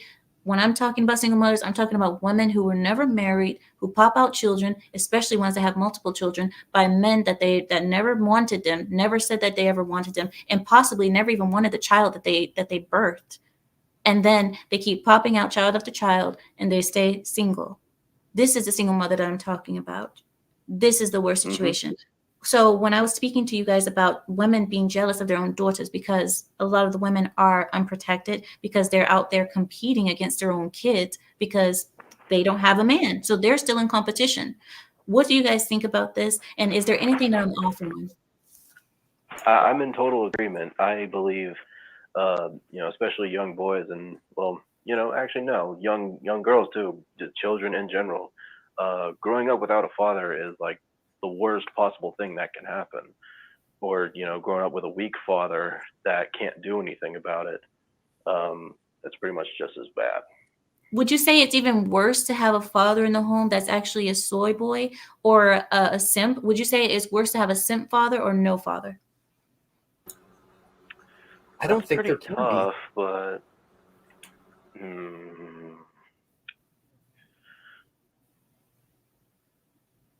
it's hard to say, really. Like, I'd want to say, I want to say no father, because maybe there's like a chance that the soy boy father can probably turn around and then try and raise their kids, at least try, make an effort. Whereas no father, there's like, no chance of that happening. What do you say, Dio? I'd say that having a soy boy for a father is almost impossible, because men adapt to their situation, and the instant you have a child, the way men are designed, we're the kind of creatures that when the ship goes down, we put women and children first, and we will drown, and that is hardwired into us on an evolutionary level. So you have a soy boy who is a father, and you threaten the kid, that soy is going to fall away really fast. That's why you see these things happening in single mother homes, but you start putting a father in there and he becomes a father, it's going to put some steel in his belly. It's going to make him hard. Very few men can retain the bad programming. They can maintain the mistaken beliefs, but you hurt their kid and they're going to turn full caveman. I'm going to disagree with you, but I want to hear what Keela says before. What was the question one more time? Keela, let's get Keela up out of here. See, this is the problem. This is why you can't have people who are constantly drinking on your show. Keela, get it together, okay? But I want to answer. Guys, I believe, in this case, I believe it is worse to have a soy boy father. The reason I say this is because although Dio says it's impossible for it to be a soy boy because, that natural instinct kicks in, Rachel is calling. Rachel is calling. I don't want to miss my spot. Okay. Hello? The fuck? Hi, Rachel. How are you? We have the Pride listening in. Everybody is saying hello to you. Fuck you want? Rachel, it is so nice to hear from you too. It's a pleasant day in the neighborhood. Would you? Oh, okay, Mr. Rogers. You're Mr. Rogers now? Wow. Rachel, people.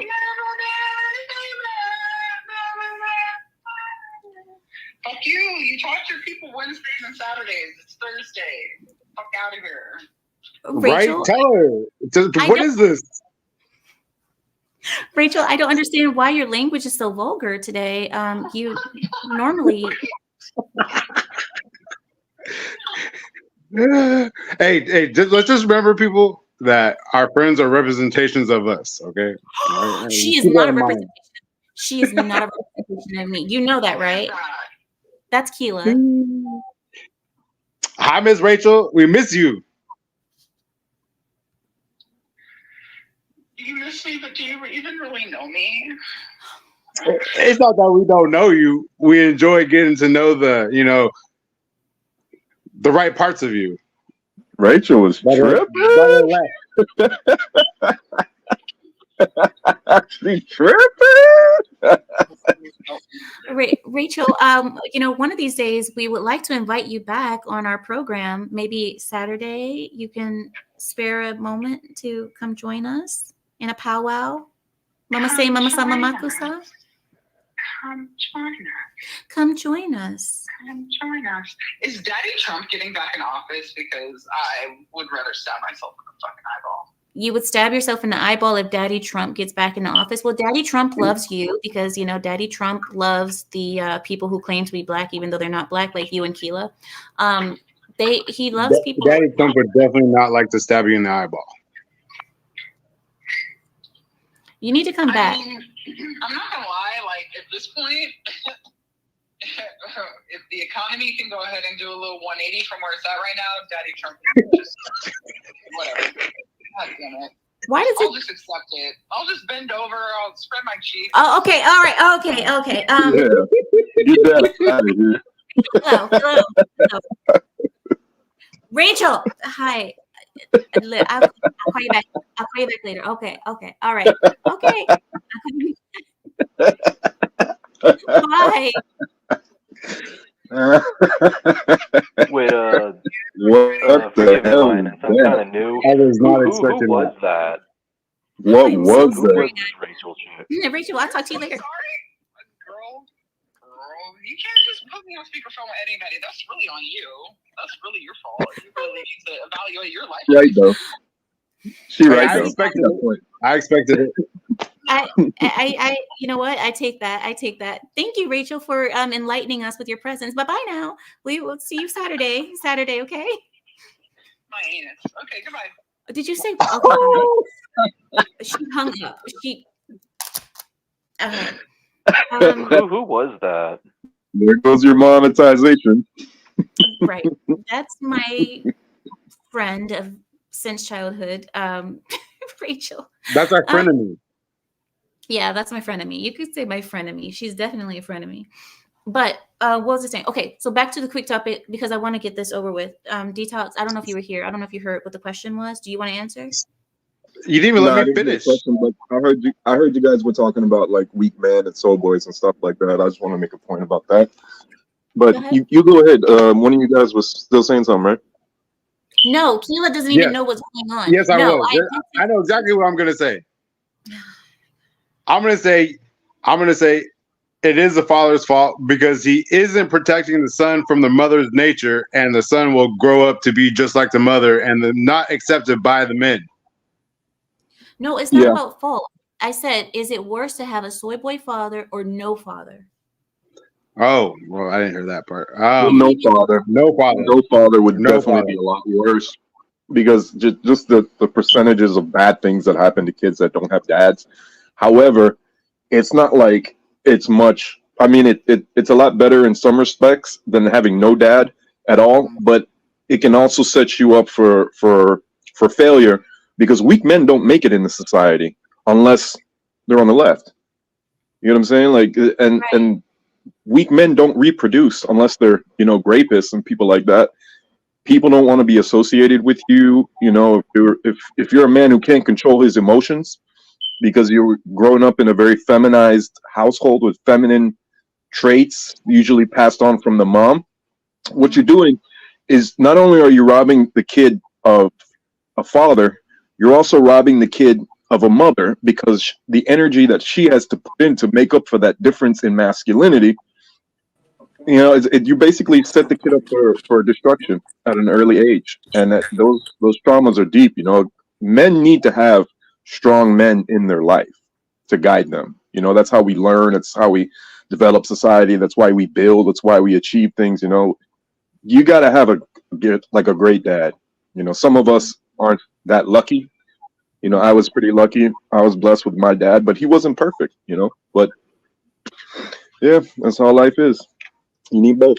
But guys, the reason I said that it's worse to have a soy boy father in a lot of ways, I'm not going to say in all ways, but in a lot of ways is because when you have a soy boy father, children grow up looking at the father being diminished or put under a woman. And when you see that constantly, that's going to create more soy boys in the future. So instead of it being a case where he's growing up with a female mentality, he grows up even worse than having a female mentality. He grows up with the mentality that men are under women, or that men can be ordered around by women. When I say soy boy, I mean the men that allow the woman to run the household. I mean cases where you see the woman come home and say, did you guys remember the video I showed you where she said, you see all the chores that need to be done here?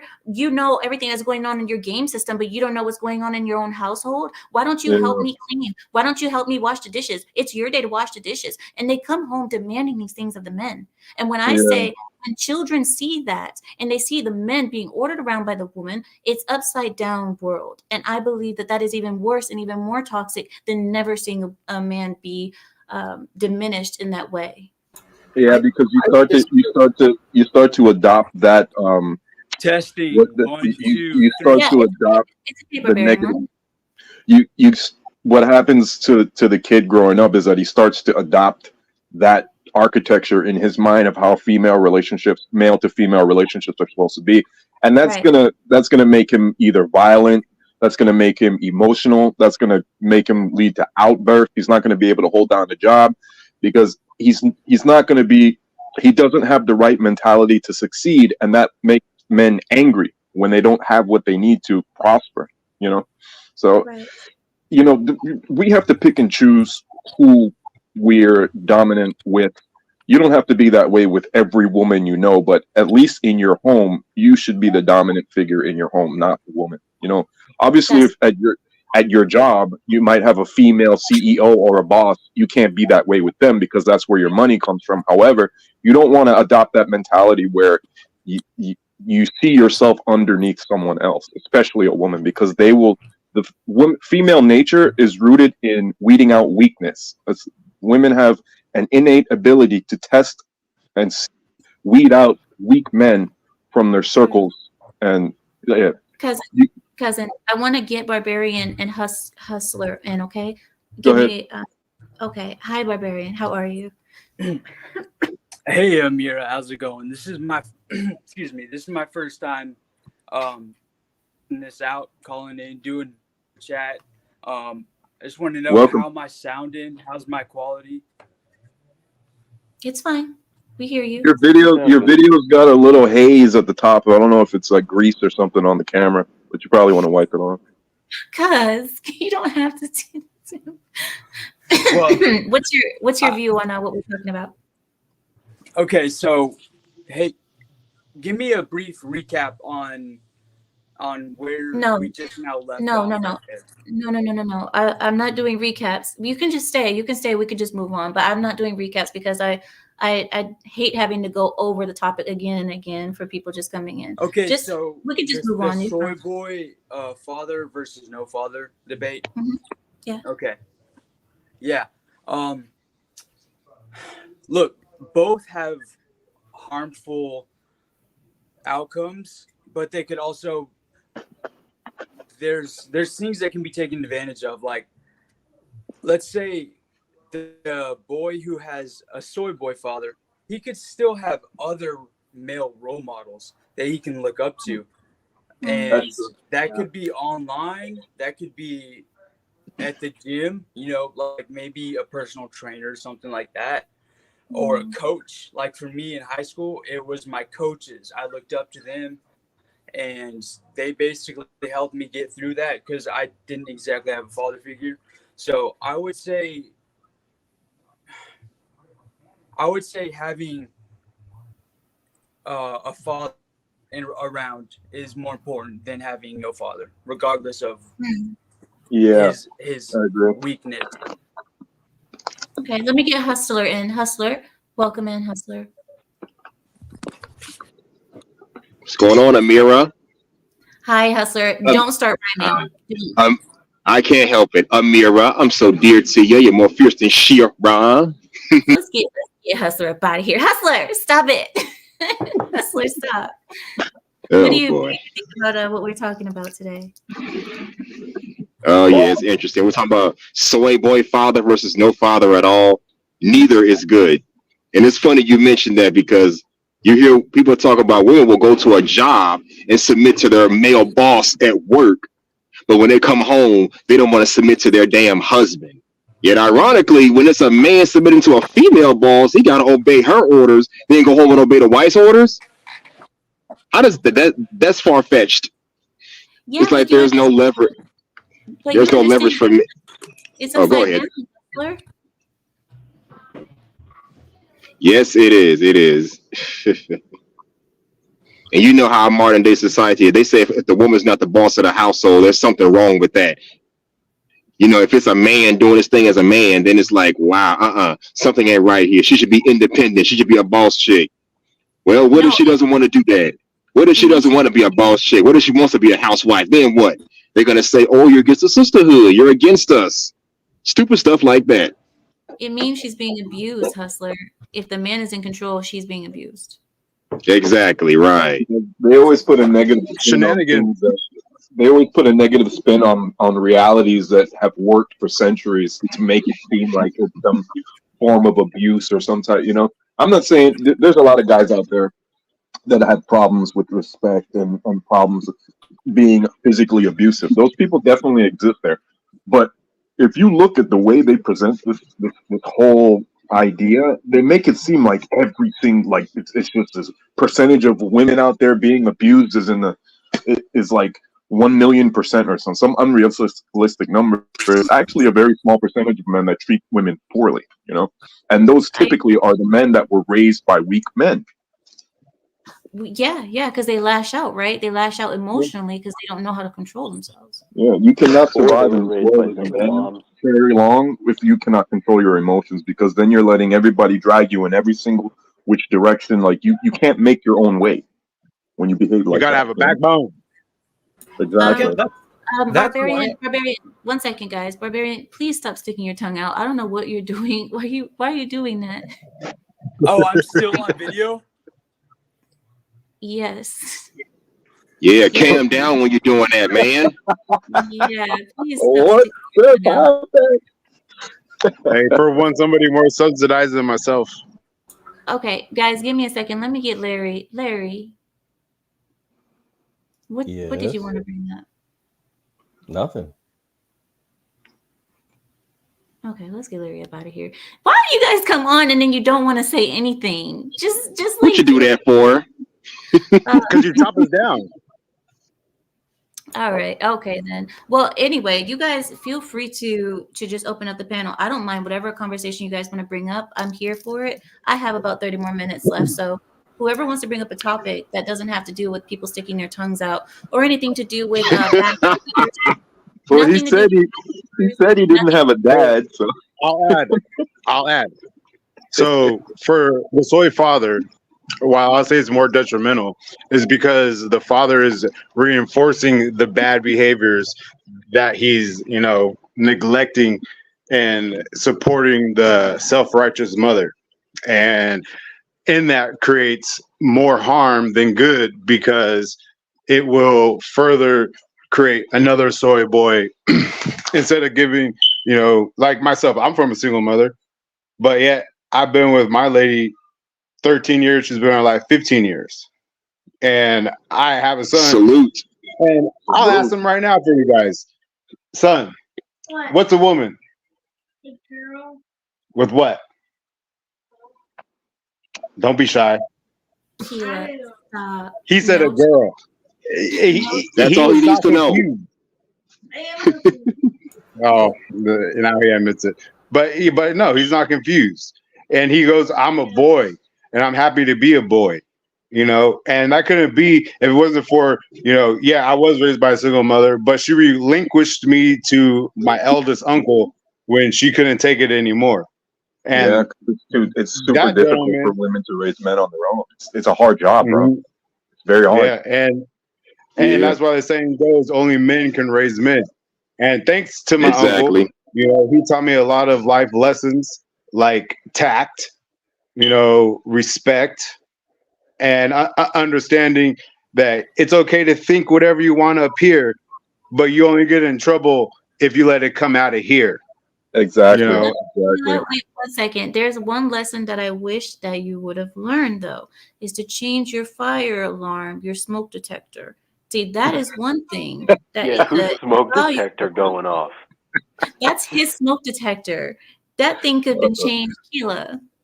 Bro, Come get a on, man. fucking hey, ladder and change that's that shit. that's Caught you not slipping. mine. That's an office issue, and the office is lacking on their responsibilities. So thanks for reminding me, because I got to talk to that person again, because this is null and void to me, because I don't rely on those anyways. How you need a reminder when it's going off every day? That's plenty of reminder there, bro. Hey, Are you deaf to I'm high not. pitched noises? I got a lot of patience. Well, if I could give you a little pushback on that one, though, I think a father, even if he's not an ideal father, because obviously a strong father is a best father because he's the perfect role model, but few men are the perfect role model.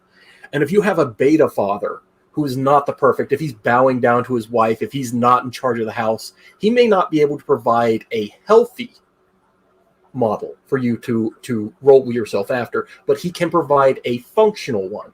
And it's better to not have to reinvent the wheel, and it's better to have a placeholder in there. And if later he has to become a rival that you have to overcome and get past, at least you're not starting from scratch, and at least you don't have these boys of the summer coming in and punking you. Because the real enemy of strong men is not beta men, it's the boys of the summer. It's these guys that come in here and they get into other people's relationships and they talk them down. If you look at mating strategies in animals, you have alpha men, the alpha male who gets it because he deserves it, because he's the best of the best. And you have the sneaky male who gets it because he tears things up and goes places he shouldn't be.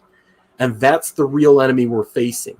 And that's the real problem for good men, is they will never be as good as the boys of the summer when it comes to love. Not to respect, but to love, because that's the tingle. I think we're getting into the realm of further soy boys when you speak of the boys of the summer. You know, because I don't care if you are as masculine as, you know, The Rock, you know, and you know, come here sweet talk a woman because you think you got game. To me, a game is useless. Game is nothing unless you are actually, you know, doing something of substance. So I was gonna yeah, say that's where you I'll can push back on unlearn. that. Not to mention if you're attractive. Yeah, I was gonna say. I think having a soy boy father is like you said, at least providing something of value. And if you're really on your grind and doing what you're supposed to do as a man, you can unlearn bad habits. You know.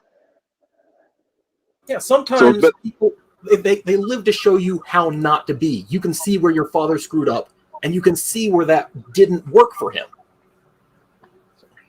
Yeah, 'cause, I mean, even if even if you have a bit of a soy boy father, you know, he can still teach you at least just maybe a few masculine things. You know, like, you know, maybe changing a tire or something. Here, he can teach you a few things. Well, if you have no father, then you got nothing.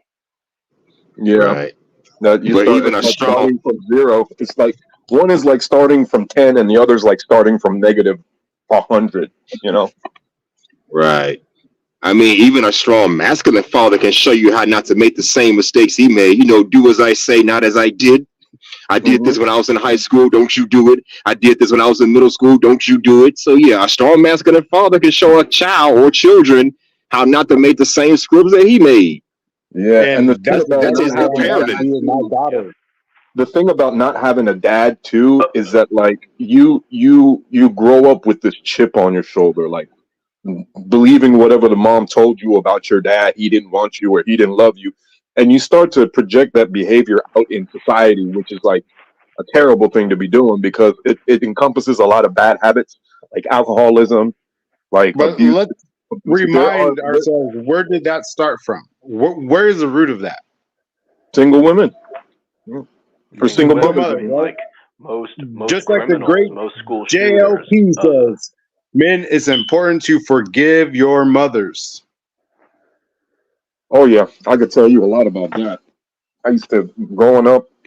Me and my mom did not get along, and it was a love hate relationship, man. It was getting beat up over petty shit, or my bad, petty things, always arguing and fighting, and then like missing her and wanting to, just be accepted. And it really kind of messed up my years, but I also benefited from it because I spent a lot more time around my dad growing up, and he's always been like the more logical thinker, like responsible, holding it down, making his way through challenges. And like when you see that, you adopt those traits, So it's a combination.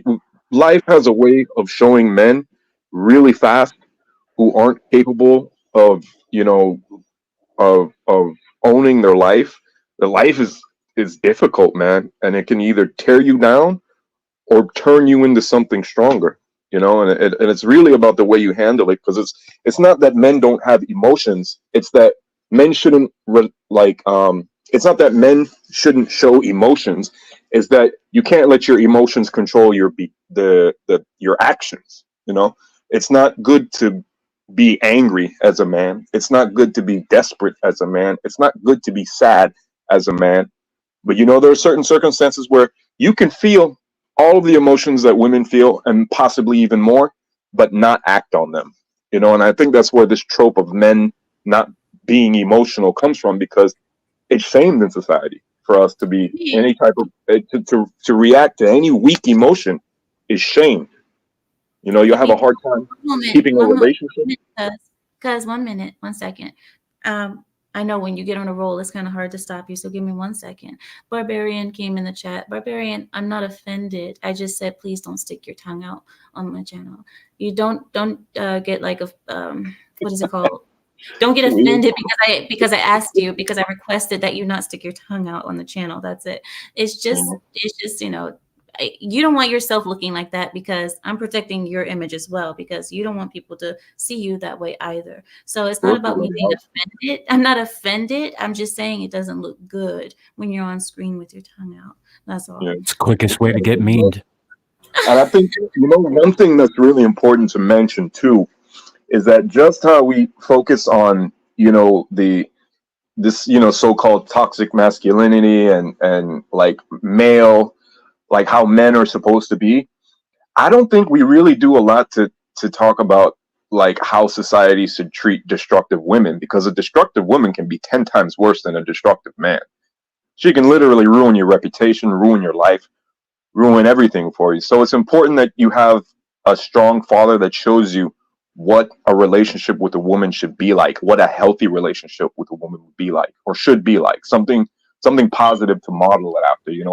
Humans are imperfect. Yeah, humans are imperfect, but it's how you handle.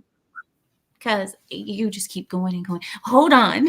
I wanted to talk to you about your point that you brought up about that. That is something that's not talked about enough. And I think that more the way that we're doing it now is that we have the red pill spaces doing it, like the MGTOW people. And the reason why people don't listen to them is because they go so hateful. The way that they do it is so hateful that it messes up the whole message, because it just seems like woman hating. It doesn't seem like people actually trying to point out an issue. But I believe there's so much truth in the MGTOWs and the red pill, even though there's so much anger there, there's so much truth. But it's hard to accept it and to digest it because it seems so mean and hateful.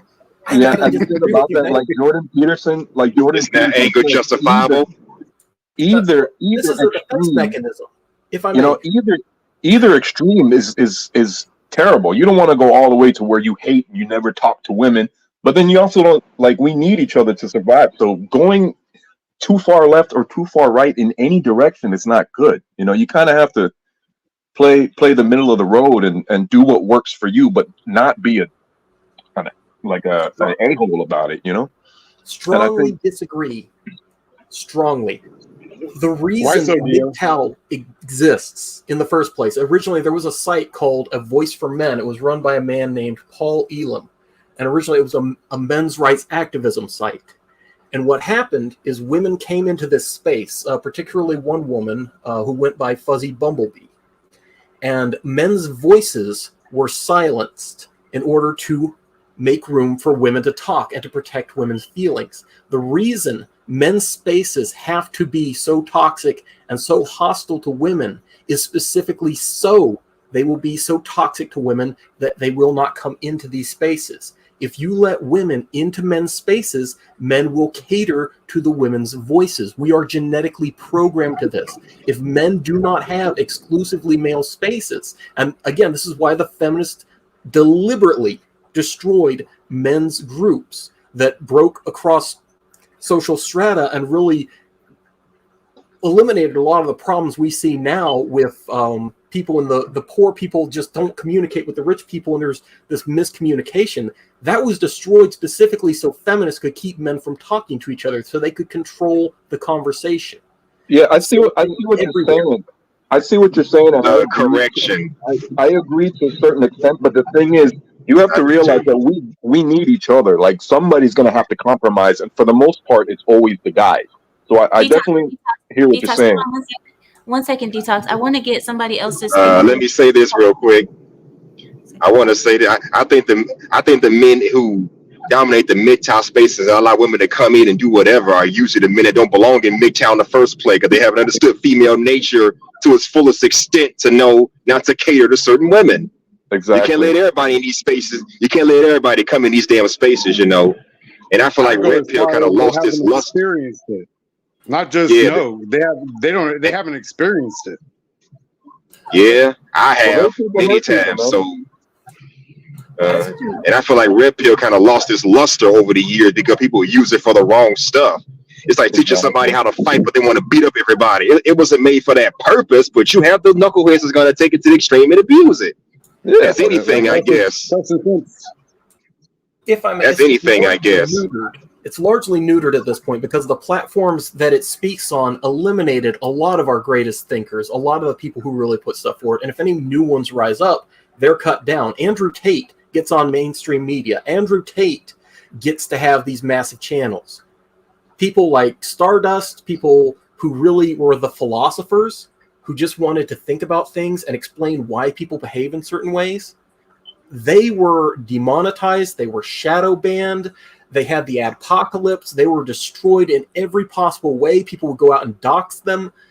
This was, again, it was a deliberate, concerted effort to keep men from talking. And that's what, again, this is not a controversial issue with women's spaces. Like, if you have male athletes going into women's sports, everybody freaks out, but men can't even talk to each other. It's kind of crazy. And to MTN, I would say a lot of men are guarding their wallets these days. Mm-hmm. That's the biggest reform we have. I know, Detox, you mentioned we need each other. And you're right. To survive and pass on our legacy, we do. But if actions don't have consequences, then there is no meaning. And it doesn't matter whether a woman is good or bad. And we've reached a situation now with the poison chalice, and I always bring this up, but it is a horrifying situation where 2/3 of women have an incurable STD, and it is getting worse. It's not getting better, it's getting worse. We have Tinder, we have all these programs. People are going out there, they're sleeping around with a very small pool of guys. So you got 20, 30 women chasing the same guy. One of them gets an STD, the guy gets the STD, now all 30 women have the STD. And you cannot cure it. We have STDs we used to be able to cure, and they're becoming immune to penicillin. Now, if you have 2/3 of women and they have this and it's up inside their womb, their children will be polluted. This is thank you, God, that he made things so definitively, because those people have now excommunicated themselves out the market. Yeah. I mean, growing up, I mostly dated toxic women. Like, I've had my share of hundreds of toxic women that were absolutely no good. And every one that I dealt with, I learned a little bit more about how, relationships are supposed to function. And the thing is, it's important as a man that you be selective about who you sleep with, right? I think most guys, we all go through like a little hoe phase in our like, teenage years and 20s. But when you get to like 30, you really start to know like what good qualities a woman should possess when you make your selection of who your mate is going to be. That's why it's so important for guys to like be able to talk to each other about what those traits and roles are. That way you can pick the best mate for you and your family. You got to be selective. You can't just be sleeping in with, it's not too good to be sleeping with all these women, and I think most guys go through that phase, but they learn from it. Well, I think what we're going to have to do And not is only go that, back to arranged marriages. I mean, if you look at what's happening, there was I think it was Better Bachelor just had someone on. It was a athlete, I believe he's a boxer, and he was talking about trying to set his son up with a nice girl. I've seen that, bro. If you And get to your 30s, it's too late. You've already probably slept with 5, 6, 7 people. That's 5, 6, 7 people who could give you an incurable STD, and your legacy is over. well, if he gets tested, maybe not. That's more of like a personal responsibility thing, bro. Like wrap it up. That's kind of I try to take as much responsibility as I can in life, and I think most people should have that attitude where if you're gonna do this, there's gonna be a risk associated with it. 2/3 of women, and you'd be surprised how many women project themselves to be good women, and they're actually really, really sneaky and dishonest, and they can hurt you. So it's important that you find let me a say, good woman. and let me say this: I've dealt with my fair share of bad women too, and I mean bad as in they're bad girls with hearts of gold. Meaning they're good women. Don't get me wrong, but they're the last people on earth you want to take seriously, let alone marry. I've had plenty of those throughout my teenage years and my college years. But you know what? It gave me a blueprint as far as what a traditional minded, dateable, marriage minded woman is. If she's not on social media thirst trapping, she's a good woman. She doesn't walk around with her booty and chest popped out, she's a good woman. She doesn't have a plethora of guy friends that she's still dealing with, she's a good woman. She may be a good one, and I use that as my blueprint to determine if a woman is good or bad. That's how I did it. Yeah, and the thing about that too is where you look really matters. If it's important that you date a girl. Like I've had the best luck with chicks from South America that had good dads. Well, let me touch on that. Country's women. That's not a sustainable model. We have to produce women at home. And these are our daughters. Dio, hold on one second. Your daughters, they're my daughters, they're all of our daughters. We need to get back to something that works, because again, going out there, 2/3 of women having something incurable, that's not good for them. 2/3 of that's not going to happen. You have all these women as single mothers. That's not good for them. These women fighting with their daughters because they want the same guy. Not good for them. Dio, hold on. You're not going to change that at this current. That's what I'm saying. But that's not going to happen. But Detox, let me touch on that, because how old are you? 37. No, Detox. 38. You're 38. Yeah. Are you currently in a substantial relationship? Not at the moment, no. No. What was your longest relationship? Probably about 4.5 years, 4 or 5 years. 4.5 years. Okay. So, for those of you going back and forth about a relationship, let's take it from the one who's been with his for almost a decade and a half. Just hold on. Okay, hold on 1 second. I know you have the most time with your woman, but somebody messed up on the panel. And I believe, I don't know who it was. I think it was was it Keela? No, it wasn't Keela. Was it Larry? It might have been Larry. Somebody said Will's name 3 times. And I'm mad at you guys because somebody I didn't do that. Somebody is going to. I didn't say anything. How's it going? See, I should have came up last time when Larry or Larry said Larry or Lawrence. Did you call him Larry? I forgot. Anyways, when he said my name 3 times, I should have came up. Either's fine. Anyways, bro, I didn't know Kurt Cobain came back. Anyways, as long as it doesn't smell like Teen Spirit in your room. Good to see you again. How's it going, Hilla Hayes? Hey, he's got to come in here. Yes. Yeah. So, what was I going to say? But go ahead. I totally go agree ahead with everything you said about mothers being jealous of their daughters. Totally agree. And the sad thing is, a lot of these daughters are going to follow in the footsteps of their mothers. It's like this: once they follow in the footsteps of their mothers, their value falls harder than the London Bridge. And once that happens, they no longer become fair ladies. With that being said, Western strags are falling down on the ground. Sickening sound. Western strags are falling down. I'm so happy. Okay. Now, is that? Are you using that as an example of girls who have no father and are raised by their mother? Is that what you're talking Yes. Exactly. Or soy fathers. Yeah. Okay. I see. Again, when it comes to generational, and again, you know, these daughters, as sucks as how it sucks to say, when their lips go lower than the pendulum found inside the grandfather clock. All right, let's get Will up out of here. Will, you just got here. It's spicy Stop. tonight. Oh my God. I'd agree with Will on the point that. Are you still on house arrest? That we have an example of consequences for actions. That when people behave bad, that there is a consequence for this. Society needs that to get them back in line, and we're going to see that a lot coming forward. But I do worry about, as you mentioned, as long as feminists are in control, there is no room for empathy. That means there is no judgment, there is no consequences, and everything you can get better. Hila, you just cut Dio off. 1 minute. Wait, Yeah, I mean,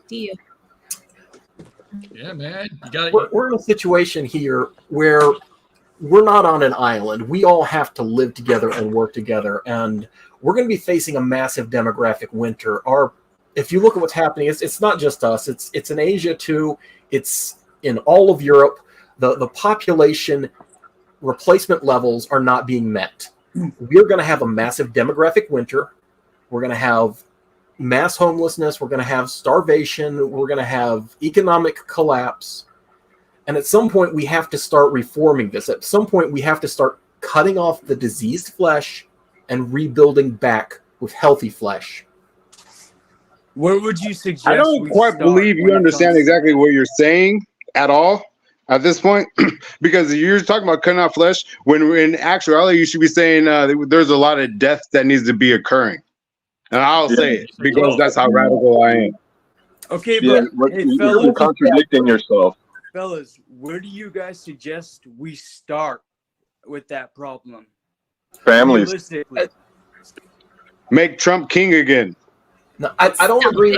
We can't rely on a demigod to fix things. We need to do this ourselves. And one of the big things I see, we need to start calling out our own. We need to start dealing with the boys of summer. We cannot expect women to be better. Women have free will. They're going to do what women are going to do. As men, we need to step up to the plate and be better men. And one of the big things I see, especially in the red pill community, is all these men going out there dating younger women. That's your son's wife. You're sticking in your son's wife. What are you leaving for him on the table? Here's the problem. Here's the problem with the red pill and the representative of the red pill community. You've got pretty much two guys in Miami in a studio. One, of course, is I believe he's Haitian. The other one is somewhat Arabic and black. I don't know. Anyways, you got that guy who pretty much says it's not rainbow to sleep with your friend on the same bed. Those are the representatives of the red pill. What? I mean, yeah, we need better role models. What was it? Alonzo Bowden, the comedian, came forward and said Viagra ruined all the village wise men by turning them all into horny teenagers. And that's the situation we're in now. We don't have these father figures out there mentoring their sons and steering their daughters in the right direction. We have them out there competing with their sons and banging their daughters' wives. And we need to step up as individuals and as a community and start calling this out and start stopping this. Banging their what's wrong with dating a younger woman? Banging their daughters' wives. Interesting. That's a really bizarre way to look at it. That's what I'm saying. That sounds crazy. Yeah, your sons, you want them to date a woman their age. This is the women they grow up with. This is their high school sweetheart. If you're out there banging the women in their dating pool, in their age appropriate group, that's what they have. They have women you have polluted with your penis. I mean, you're not going to change the way men. That's exactly the pool that my lady is from. One at a time, guys, please, because we can't understand anybody when everybody's speaking. Yeah, you're not going to change men's biology by saying, "Oh, it's shameful to sleep with younger women." we naturally desire younger women. So that's not We going are to change anything. We're not animals. We don't focus on desires. We focus on duty. And 50 years ago, 60 years ago, 70 years ago, a virgin bride was the norm, not a ridiculous concept. We've changed as a society and gone massively downhill, and now we're acting like it's an undeniable fact of our biology. No, it's a fact of our culture that we have chosen to be animals rather than men. We need to do Dio, what's the first step? It ain't just a man thing. though. Shaming women or changing the laws that perpetuate the women? We need to call out the bad women, we need to call out the bad men, and we need to explain why this is bad. Wait, how many bad men really exist though? When 80% of women are giving it up to 20% of the guys. Well, Exactly. that is a huge problem. What is a bad man? Problem for who? 63% of men 29 and under have walked out of the dating pool entirely, and women didn't even notice. That's great. Twice as many women are in a relationship as men. So they're all out there sharing these men around, and that is a huge problem. And we have to do better as men and as fathers too. We need to get back into our daughters' lives because mothers are not equipped for this. Dio, as long as the laws are as they are, that will never happen, brother. You can sit there and be as wishful as you want. It will never change until the laws change. Why, let me add Dio, something real quick to why that. does a man why should a man be stuck with a woman whose box hangs lower than Jibbs's chain? Speaking of Jibbs's chain. Will. But look, if you choose to be with that woman and make a child with that woman, that's on you. And you have no right to complain about my the man, quality of that woman. Let me ask If you you don't think this, she's like, a good at what woman, point- don't lay with her. Does her At what box point hang low? Does it do walk you to the hold the flow? woman And it's no responsible? longer tight after 30 years. What is going on tonight? Will. I just wanted to get like one quick question in, and I think it was to Will, the guy to my left. Will, I'm you're sorry, my I'm savior. new to this, guys. Just bear with me. I know you're really emphasizing holding men accountable for us, getting back into our daughters' lives, as you said, and I'm sure 99% of us would agree with that. If I had a daughter, I want to be a part of her life 100%.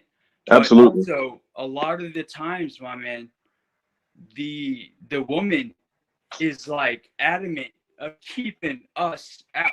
So how are we supposed to deal with that when we got the law against us as well as our former spouse? Yeah, It's we called got to walk take away away. the incentives. We got to destroy well, not destroy, but we need to lessen It's the called walk away, incentives. don't play. We got to Can lessen. you switch it? Okay. Oh, sorry. Can I answer that one? If we are men, are we righteous creatures or are we lawful creatures? If someone says, I'm going to take your daughter and I'm going to throw her to a single mother and I'm going to let the pedophiles have their way with her, and that is the law of the land, would you obey that law?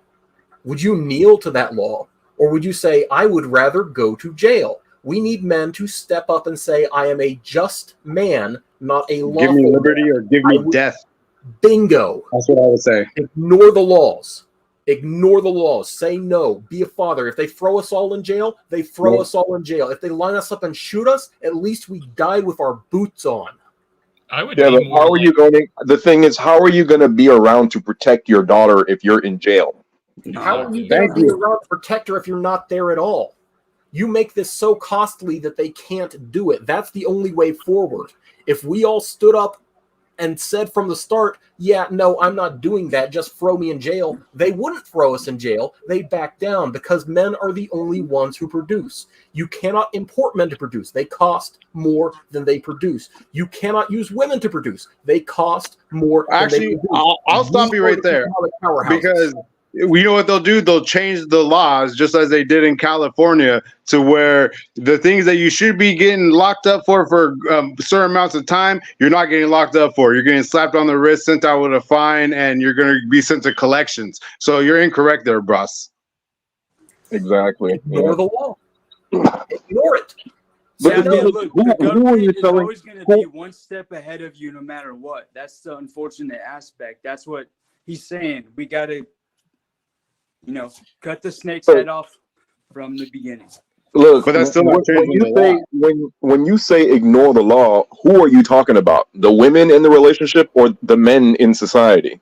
I'm He talking means the about men, all not the men women. as a collective whole need to stand up and stop obeying dumb laws. Are we men or are we animals? Do they lead us around on a leash, or do we follow our hearts and do what's right?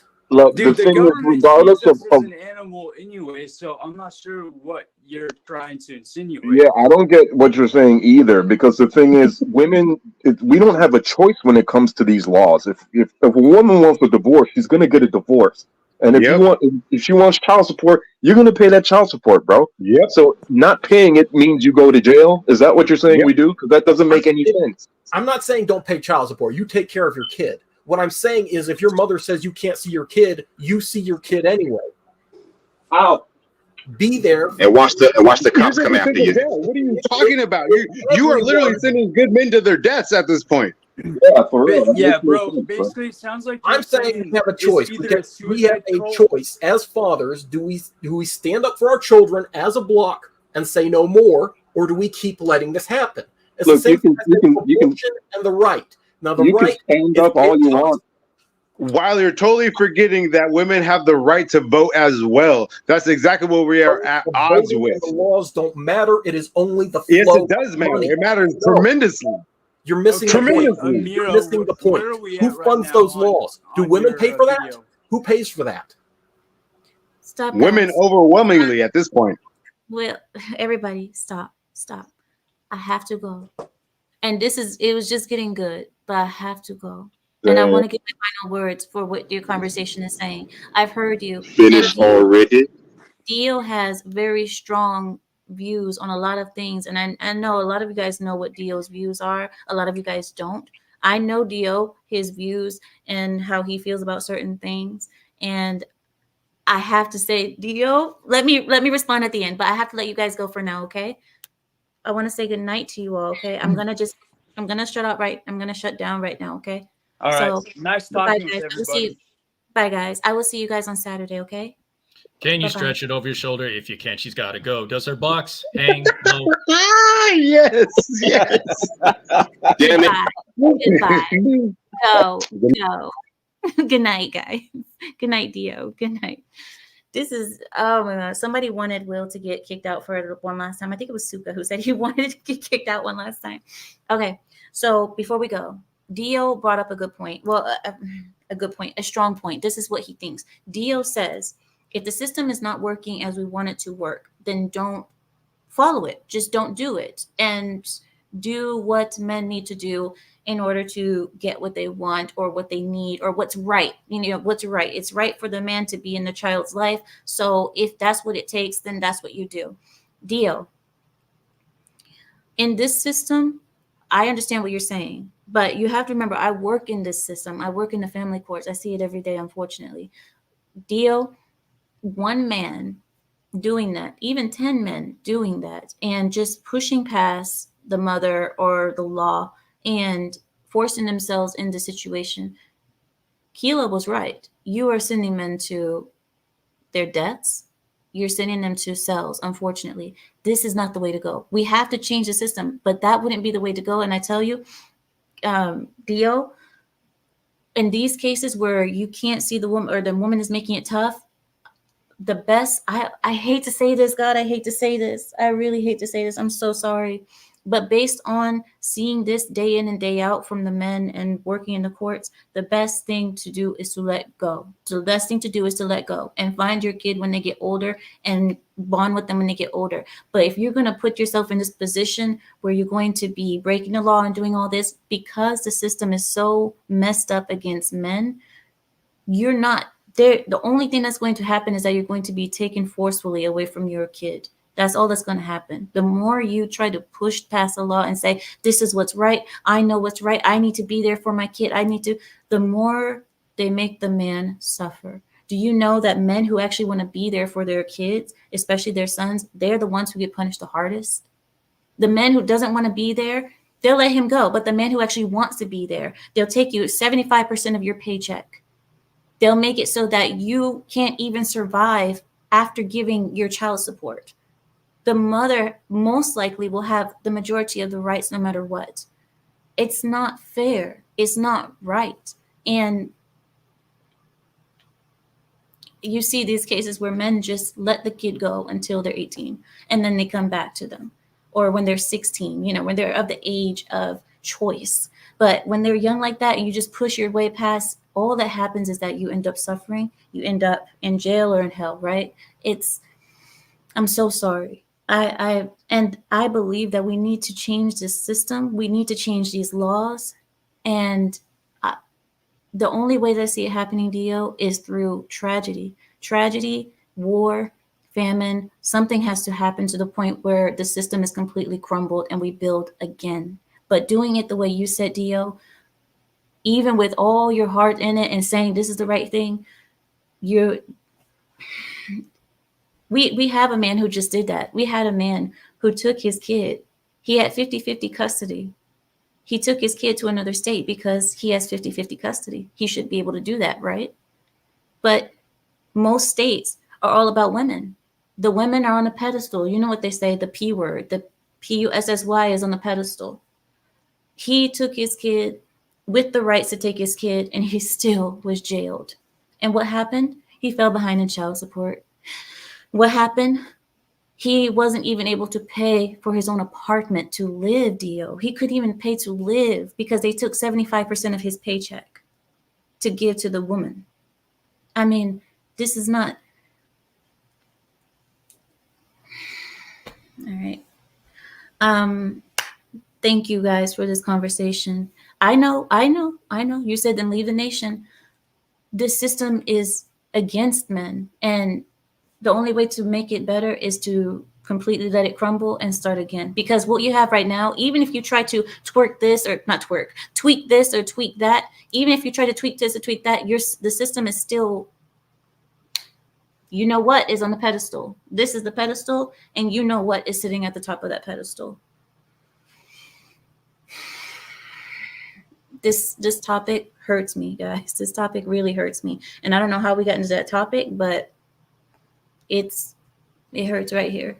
My chest is tight thinking about it. All right, guys. Thank you all for joining me tonight. I know I just wanted to hear you all speak. I hope you guys didn't mind that I just let the panel go. I just wanted to hear them speak. I wanted to hear my pride go. And you guys did not disappoint, except Will. But other than Will, you guys did not disappoint. And yeah, I've gotten really close to all of you. And Dio, I hear you and I understand. And Dio has a lot of other views on other things that we can talk about on Saturday. But I appreciate Dio and his views, even though they may seem extreme to a lot of people. He has good reasons why he says the thing that he says. And I completely feel him. But I also know this side of it. And yeah, Will was the best. You guys are funny. All right, guys. So I will see you guys on Saturday. Thank you all for joining me tonight. I have appreciated it. I know it was random. Thank you all for joining me. And I think Saturday we'll do some politics, or we'll do something. I don't know. We'll figure it out. But anyway, thank you all. I'll see you all on Saturday. And with that, I yield my time. Have a good night, guys.